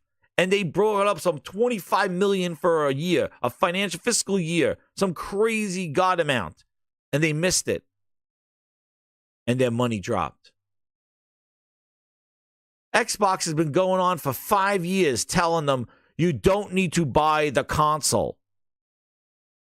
Sony's holding up the whole friggin' console industry right now. And that's not a lie. Go look at the MPDs. Go look at the year-over-year sales. Sony bared the whole console space. They were selling number one customer. 170, 110%, 170%. Where the Switch was up and down. And Xbox was like minus 12. Sony's holding up all three of them. You know what? The console's not growing when you got one manufacturer like Xbox going, you don't need to buy it. Meh. Don't buy it. Buy a TV instead and play with a controller. The three big players in the console market. One is that the leg is at the end of it. The PlayStation 5 finally got in stock. And the Xbox has been telling you not to buy that shit, and they don't got games that people want to play anyway. So who the hell's carrying the console industry? But I'm going to tell you this, just like the dopey bastards in 2012 that said the console industry was dying, and then the Switch and PlayStation 4 said, hold my beer. Even the Xbox One, for that matter, sold in the beginning of its generation. Guess what? When the Switch 2 comes out, and the PlayStation 5 Pro comes out, and the PlayStation 5 is in stock, and they start getting their first-party games out there, their IPs, like the Wolverines, and then they start telling about that. Oh, and then, by the way, here comes GTA 6 that's only on consoles. I doubt it'll be on a Switch. And where would be the only show in town to play GTA 6? If Xbox stops growing their console thing, who the hell knows what the console will be next year? But here comes GTA 6. And I think that even boosts up Xbox. And the industry's going to be like, they're going to look around, they're going to pull Andrew Dice Clay going, we weren't expecting this. Yeah, that's right. We weren't expecting this. GTA 6 is going to show why console gaming is here to stay. And it's here to grow. So get ready. New hardware coming. The Switch 2 is going to fly off the friggin' shelves. The PlayStation is going to continue to sell. And Xbox, who knows what they're going to do. They may come out with new hardware, but I'm going to tell you right now, GTA 6 and Switch 2 alone, without a Pro, because I don't think the Pro is going to fly off the shelves, because it's really more for the next level. But if they drop the price of the consoles and do the Pro, I don't know. PlayStation is just I just think they're going to have steady sales. Oh, shit, everything. Sorry. I think PlayStation is going to have just, steady sales. But the Switch 2 and GTA 6? Tell me about how the console market is stagnant. GTA 6, it's going to be an eye-opener for all of them. And these analysts have no goddamn clue. Just like they had no clue in 2012 about console dying. We were at the end of a long generation with the 360. The PlayStation 3 was finally catching up. And the Wii sold to all the grandmas who didn't buy games. And then the Wii U was a failure. And maybe Don John Sean, they bundled the Pro with GTA 6. Shoo! They can. But that's coming. So just look at it now and go, well, the consoles are done. That's why he's putting his games everywhere. Dude, the consoles are done for them because Microsoft never cared about the console. The console's been losing. They had Starfield and never bundled it with their console. That shows you how much they give a shit about it. Sony had Spiderman and Call of Duty in there. You think Microsoft's going to bundle Call of Duty with an Xbox? They don't care. They gave a condom wrap for Starfield. They go, yeah, go buy a condom wrap for friggin' the Xbox. There you go. Hell, if they bundle the game with it. But you got some friggin' nerve, Phil, to kind of say, I'm not exactly sure who it helps in the industry by not being on Xbox. Demeaning exclusives again. But then going, there's a legacy in console gaming. He loves to think he's some elitist. Like he has this vision of he thinks that he's a creator of like Fortnite or these like multi-platform games. Dude, there's a reason why there's nothing to beat Fortnite. There's a reason why Minecraft never had a Minecraft 2. Oh, it's probably because you own it. That's probably why. But there's a reason why you don't make those kind of games.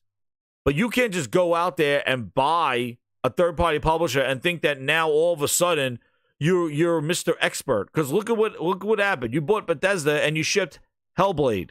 You shipped, Redfall. Yeah. Good job. You knew how to manage Bethesda real nice. Oh, we thought Redfall was going to be in double digits. My ass.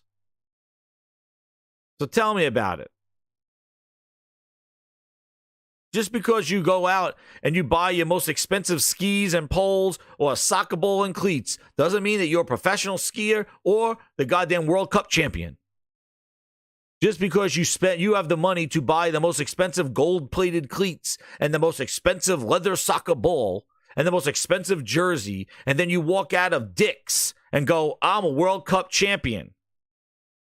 No, you got to earn that. You got to train. So you don't just go buy a third-party publisher and go, oh, now we know what's best for third-party publishing. We are the biggest third-party publisher now on all platforms.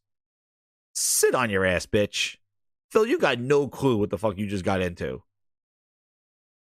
And if you think one man who's named Booty is going to clap his ass, chapped and all, and going to cover all that shit, you got another thing coming for you. Booty's going to have chapped ass. They're going to be putting fucking hemorrhoid cream on his ass. Running all those goddamn companies. He's seeing over Activision at Grab Ass Studios over there. He's running over ZeniMax with Todd Howard driving around, a friggin' Uber driver, delivering the coffee. And then he still has to go knock on the door of a little Ninja Theory and go, how's your game coming, 40 dudes? And do that. How you doing? Do we put all the makeup on Senua yet? Does she have enough eyeshadow? Melina, do you have enough eyeshadow? We're going to take some pictures. Put it for the video. Somebody do a cartwheel in the hallway. We're doing a developer direct. Get the fucker. Go do a cartwheel in the hallway. Go over there. Anybody got a little moped you could drive around down the hall and pretend that we have fun in this fucking place? Somebody. Somebody, developer direct's coming. Somebody do cartwheels. Anybody. Who are you? You. You could do a cartwheel. Come on, get over here. They're doing the dev direct. Get over here. All right, get ready. They're going to videotape this person. You're going to do a cartwheel in the hallway. We have fun over here. Hold on. What? You got a scooter? Oh, here comes the devil. Yo, let them ride the scooter down the hallway like she does this every day. Let's go. I need a couple of people that like to smile at screens. Go in the lunchroom. Go check them out. We're doing the dev direct. Hurry up.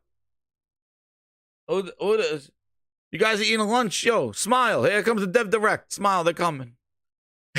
You know how to juggle. Get over here. They're doing the developer direct. Juggle these fucking balls over here. Here you go. The guy in the rainbow shirt. The guy in the rainbow shirt. That's right, Seattle. The guy in the rainbow shirt. Get over here. They're videotaping about Hellblade. Come on, can you do a cartwheel? He goes, what does that have to do? I draw the picture. He goes, can you do a cartwheel? But what does that have to do with Hellblade? Can you do a fucking cartwheel? Yeah, I could do a cartwheel. You're doing a cartwheel for the video. Let's go. But I did the fire effect. We don't care about the fire effects in Hellblade. We don't care about it. Can you do a fucking cartwheel? Can you juggle? Get over here. What, you got a moped? Go over here. Who are you? I'm an extra. They hired me for the video. All right, I want you to stand over here.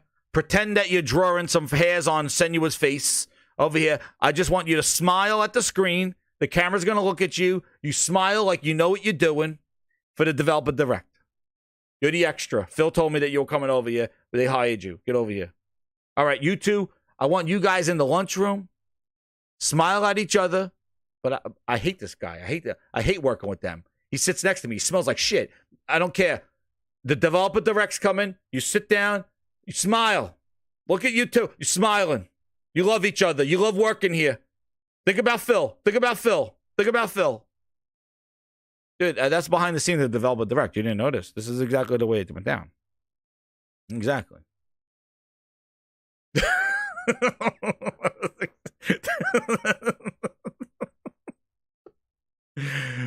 Booty's coming in here. Oh shit! They hear him from a mile away. See, Grind, this is what you come here for. Here goes Booty. He's coming. Oh shit! Booty's coming. He's doing the development. Anybody? Segway. You want a Segway? Come over here. We're doing a developer direct.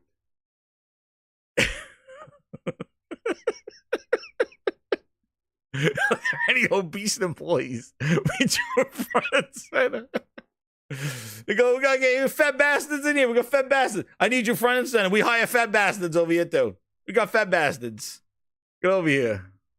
Stand in front of the camera right here. Smile. You're a resident fat bastard. Get over here. Put him on the camera. But sir, I just do. I did all the animations for her weapons. Don't you want me to talk about those? No. We don't give a shit. The weapons, nobody cares about them. Get over here.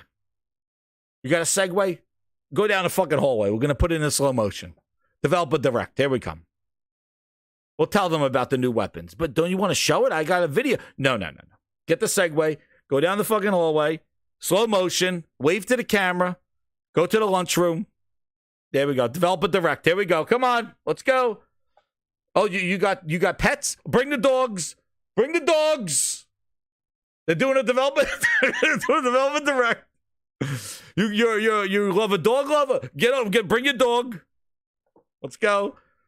The development direct. Development direct time. You think I'm lying? You think I'm lying? Let's go. Let's go. Now that you know behind the scenes, how do you know the behind the scenes of the development direct? Let's go. Let's go. You know the scenes behind the development. I just gave you the behind the scenes. Here we go. Here we go. You got a backpack. Get in the picture. All right, walk down. There you go. Oh shit, sir! I'm taking a shit in the toilet bowl. Slow motion. Slow motion. Slow motion.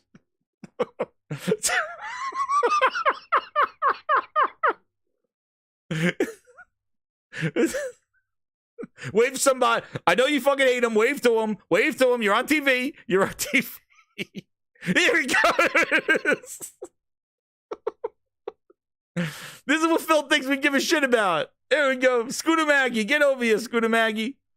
There it is. There we go. Get the fuck out of here. Hey, you play an instrument? Get in here. There you go.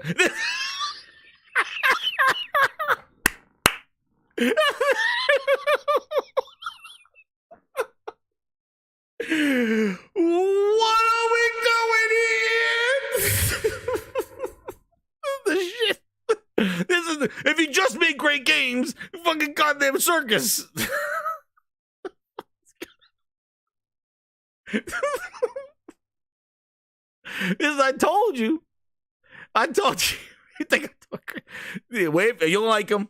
Let's go. Who got the scooter? Get the scooter in here. There you go. Devil direct. Cartwheel guy. Who could do a cartwheel? We're doing the development direct. I don't give a shit what you're drawing. I don't care about the game. There's the fucking cartwheel. There it is. The goddamn cartwheel. Look. They're working hard. This is it. You're sitting here 6 years to make fucking Hellblade 2, and look what they're doing. They're playing goddamn dice. Look at this. What is this? Is this a place of work? Or is this a fucking game room? What is this? What is this shit? Look at all these board games. No wonder it's taking 7 years for fucking Hellblade. What are we doing here?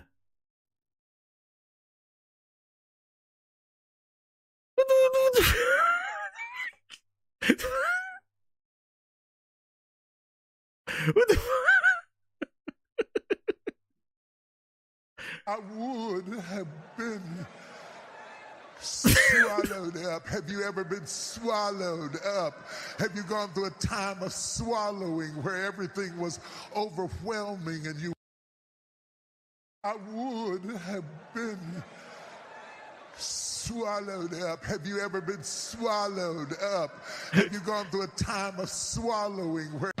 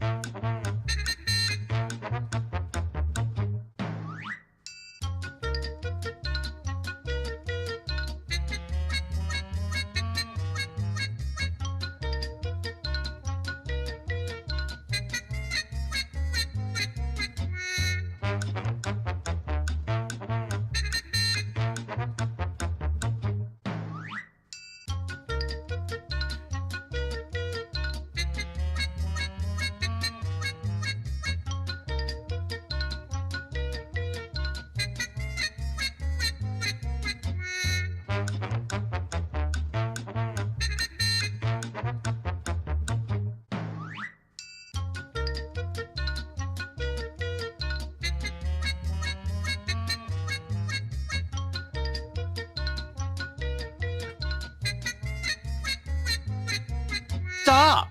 Enough.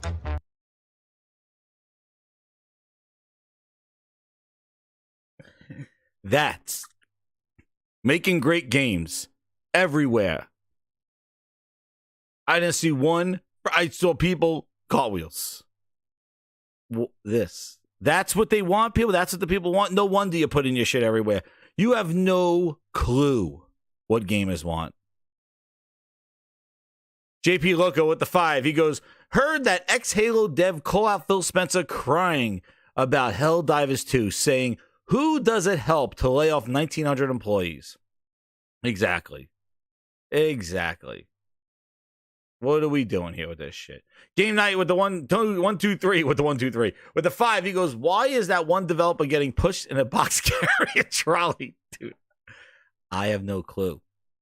That's what Phil said. The commentary, the feedback, the transparency from what he hears from gamers is they want developers, no crunch, just lunch, getting pushed around in trolleys and doing cartwheels in the hallway.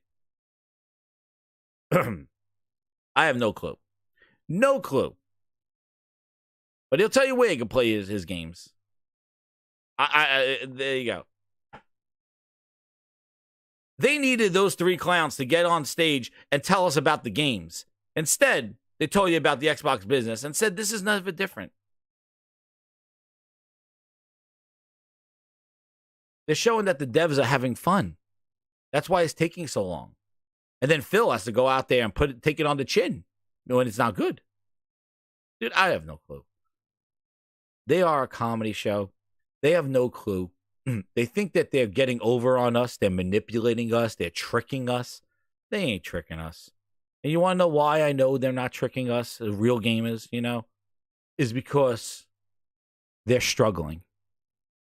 They're pivoting because they don't know what number one customer. They thought that you and I were going to fall into their little trick and just give them money and subscribe and play their bullshit. Well, no. Because there's better games elsewhere. And now, putting your trash on their stuff is going to let those people get to see what better games are over there. And it's going to let the people on those other platforms, Nintendo and PlayStation, reassure themselves why they didn't buy an Xbox or get involved in the Xbox ecosystem. They can be like, this is what they're giving us. Yeah. So, Phil knows great games. And what I like to ask him is, where were you, Phil? Where were you? How's Stalker 2 coming along? Oh, damn, we don't talk about that one. Where are your games? How's Hellblade 2 coming along? But no, you got to pivot right now. After that cartwheel fiasco and clown show, where I just showed you how much of the games they were showing. And by the way, nothing had release dates in there. Except for Hellblade 2, which is coming out in May. When everybody said PlayStation was not in there. I played the 2 PlayStation games, going on a 3rd and then a 4th before Hellblade even hits the light of day. Which I'm going to be playing Hellblade 2, definitely, no matter what. Because I liked Hellblade 1. But I have a feeling it's going to be more of the same. And that's why they haven't really done a deep dive in showing uncut gameplay and just highlighting it. Again, just showing her walking. Perfect Dark. Contraband. Everwild. State of K3. Phil was hyping it up last year. Fable. The real gameplay, quote unquote. I guess we have to wait till E3 or the June showcase to see that. And then, given the new news about this third-party venture, just 4 games, though. And again, would I think it's all games? Listen, they're going to pull this Band-Aid off very slowly.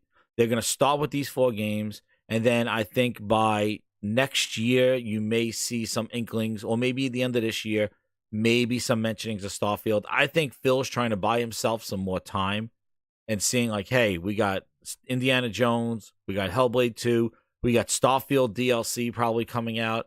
Let's just try to see if these things change anything, and if it doesn't, we're following this. And I think they're already there. I think he was just trying to bide more time because I showed you that interview.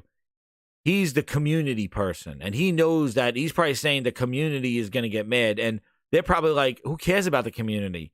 They're not paying our bills. They're sitting there waiting for Game Pass, dude. We need to make our money back. So stop picking our games and stop porting them over. And I think these 4 were ported quickly.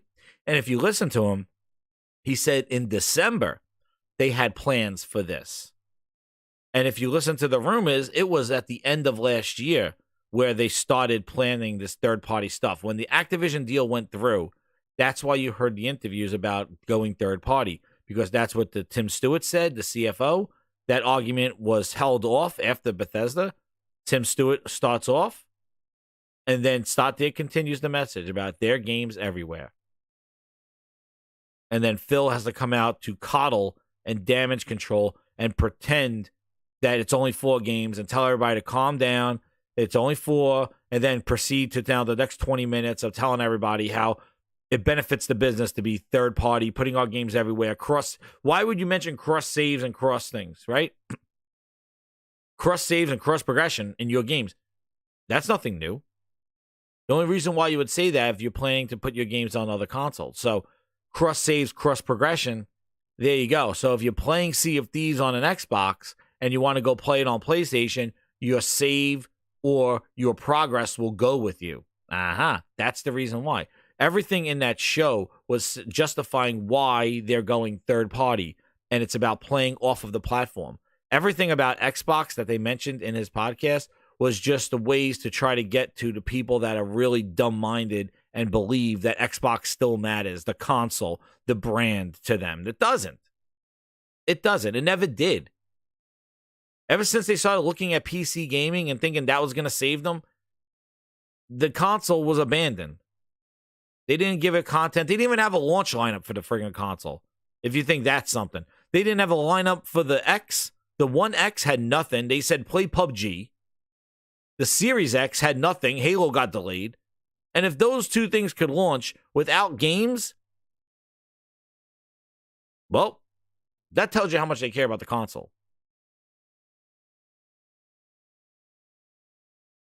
Games to more gamers on all platforms. Close of Activision, Blizzard, and King. We think that now we have the ability to really do what we've always set out to do, which is build great games and deliver them to folks across all platforms, right?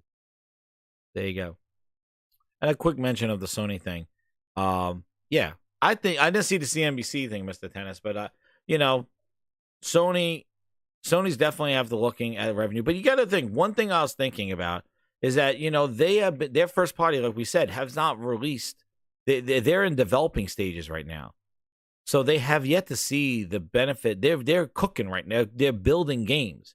So a lot of it is all cost for the building of games that will hopefully offset when they release them and they sell well. But right now, their first party, if you look at their first party, margins and shit like that, they're all spending because they're building.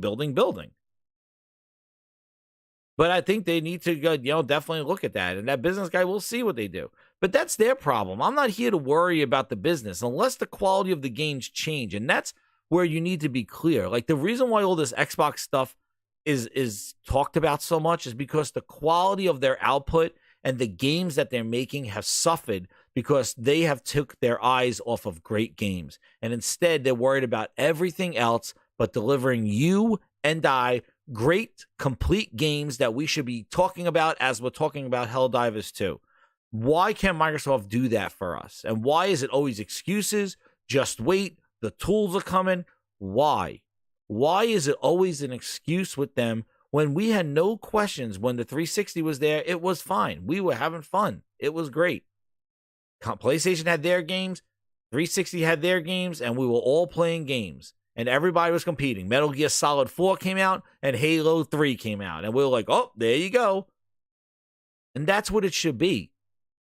The reason why this whole console war, quote, bullshit exists is because one is doing so bad and trying to change the console, trying to change the things that we play for the benefit of their company when everybody is doing their thing. Nintendo's doing their thing. Sony's doing their thing. They'll find a way to make money. But if it affects the things that we pay for, the things that we buy, that's when it enters the grindhouse. And I have yet to see that. There have been botches, but there have been great games. And it seems 2 of them are focused on bringing great experiences. And that's who's getting my money. How about Microsoft? You try to earn my money by giving me something and showing me something and getting me excited about a game that you're making, instead of hiding it behind cartwheels and mopeds in the hallway. And developer directs, coming out and just showing the game, being proud of the things that you're making, the art form that you're making. Then we'll talk. But till now, you're a circus. You're a comedy. And all you've been doing is just jerking everybody around, telling us to wait. Tell us about your vision. The cloud and all the cloud AI. Gamers everywhere. You're everywhere right now and nobody cares. And now you're going to be more everywhere. Lack of a better English term. By putting yourself now on PlayStation and Nintendo. And you're not going to find success there. Because these games are not, they didn't do it for your platform. They're not going to do it for somebody else's. And I don't think they're good indications of something sitting next to their quality games that they're offering and having your game sit there. And like I said before, with great power comes great responsibility. And you now have all the power now with all these third-party developers. And now it's your responsibility to let all of us still give a shit about them. And that's all on you. You made this bed. Now let's see how you handle it. Because that's what you got. That's all you got. And that's the thing. That's all it is. And we'll be talking about it more. But that's why it's such a big deal. Like with their financials and all this other stuff. Because it's proof that everything that they talked about is not working. And they need to just make great games. If they just made great games, everything would turn around. They would get the respect from gamers to know that they actually care about the art form. They will get people to go to their platform to give them money. I have no problem giving you money to buy a game. I would buy an Xbox if they had a library of games that were only on there that were great that I wanted to play. That's how I got to buy a PlayStation. And that's why I stayed on Xbox. It doesn't take a genius to figure that out. But they don't learn from their mistakes. That's right, Wild Wolf. They don't learn. And they just keep digging their hole deeper and deeper and deeper and losing more and more trust and losing more and more gamer mindshare. And now all that gamer mindshare left. And now they're trying to chase it with chum. Not going to work. We need a business. Yeah, they needed somebody doing a cartwheel across Matt Booty and stuff as they're going by. And there will be more leaks. And it also showed, too, how how Microsoft has a lot of hook on influences, on sources, on leaks. It shows. That's why there's so many Muppets out there, as Willie calls them. Like, there's puppets and Muppet, whatever they are. They just go around and just blur off the words that Microsoft wants them to say in the messaging and, trying to, direct and deviate from what's really going on. But I told you, you don't need insiders. You don't need what I've been hearing. It's all here on the internet. And you got everybody has their best sources right in front of them. Your 2 eyeballs. That's all you need. This is not, I don't need somebody calling me up or tweeting me and giving the O face. Oh, wait, what? Guess what I heard? I've been hearing. I never say that shit because you know what? I don't trust anybody. I see what I see. And I just, as a consumer, figure out how it affects me, how it affects us as gamers. That's it. There's no insiders. There's no rooftop parties. There's no shaking of hands. There's no behind the scenes. I don't have anything. All I got is an opinion, like everybody else does. And I just look at the tea leaves and just read it and just go, yeah, this is what it looks like. And look at that. For 4 or 5 years, I've been saying this stuff, and all this shit came true. I didn't have one insider. Because it's just common sense. And along the way, we continue to get screwed with no games, quality-wise. And they ruined their biggest franchises. Now they're going to go shop them around? You think anybody's begging for Halo right now? 343 can't even get their shit together. It wasn't like they built Gears to be this. Like, just think if Nintendo was walking around with a Super Mario Brothers game. How hungry an industry would be to try to grab that. Or if Sony was going around going, hey, who wants Spider-Man 2? Yeah. People are waiting for that. Microsoft going, anybody want Halo Infinite? Who? What? Well, you destroyed it. Crackdown 3, anybody? Got Terry Crews in it. Nah, no thanks. We'll wait. Anybody want Pentiment? Storyboard game, read a book? I don't know. Hi-Fi Rush, stealth drop because we didn't know what to do with it. Little game, anybody? Yeah, I'll try it out, I guess. They haven't... Bleeding Edge? Anybody Bleeding Edge? Ninja Theory's game under... Bleeding Edge? Who? No. Forza Motorsport, best racing game? No, maybe not. Missing a lot. Did they add drag racing yet? No, not yet. We're waiting. We took the feedback. We changed the call progression because we heard you. Dude, they've been telling you for a year before the game released to get rid of that call progression trash. No, but I heard you now after you stopped buying it. Oh, okay. So see? You vote with your wallet and then they listen. But leading up to Forza Motorsport release, we told them that, hey, that call progression sucks. Oh, okay. We hear you. We appreciate your feedback, but trust us. This is the way the game's designed. You got to grind 12 hours to upgrade your car. That sucks. No, but this is a cool way of doing it. Trust us. We take the feedback. Well, okay. Yeah, 3 months later, we're changing the progress. We heard you. Yeah, because nobody buying you. Nobody's playing Forza. Nobody's buying that shit. Because we told you. The progression sucks. Oh, we heard you. Yeah, now you heard me because nobody paid for it. Okay, now you're listening. Now, see, you vote with your wallet. Don't buy it, now they listen. But Grinders, epic show. Epic Grinders. I didn't even think I was going to go this long, but man, I just get into it. And just hearing that podcast again without like the initial reaction of it, and just hearing the double talk, and then seeing what he wants to do with Helldivers, and wants that when there's a great game, and they were hyping up Pal Worlds. Did he say like, oh, Pal Worlds on PlayStation's hurting some people? No, he didn't say anything. Didn't say any of that stuff. Please. I'm going to go play some Helldivers 2 right now, baby. Yeah, baby, yeah. Yo, game night coming in at the with the 10 spot egos. PlayStation was able to invest in Indio Hero Project, invest in the African gaming industry with Carry First, strengthen their Korean partnerships for all games. What has Phil done for his community? Facts upon facts for game night. Dropping it like it's hot. Thank you so much for the super chat. Exactly. What has he done?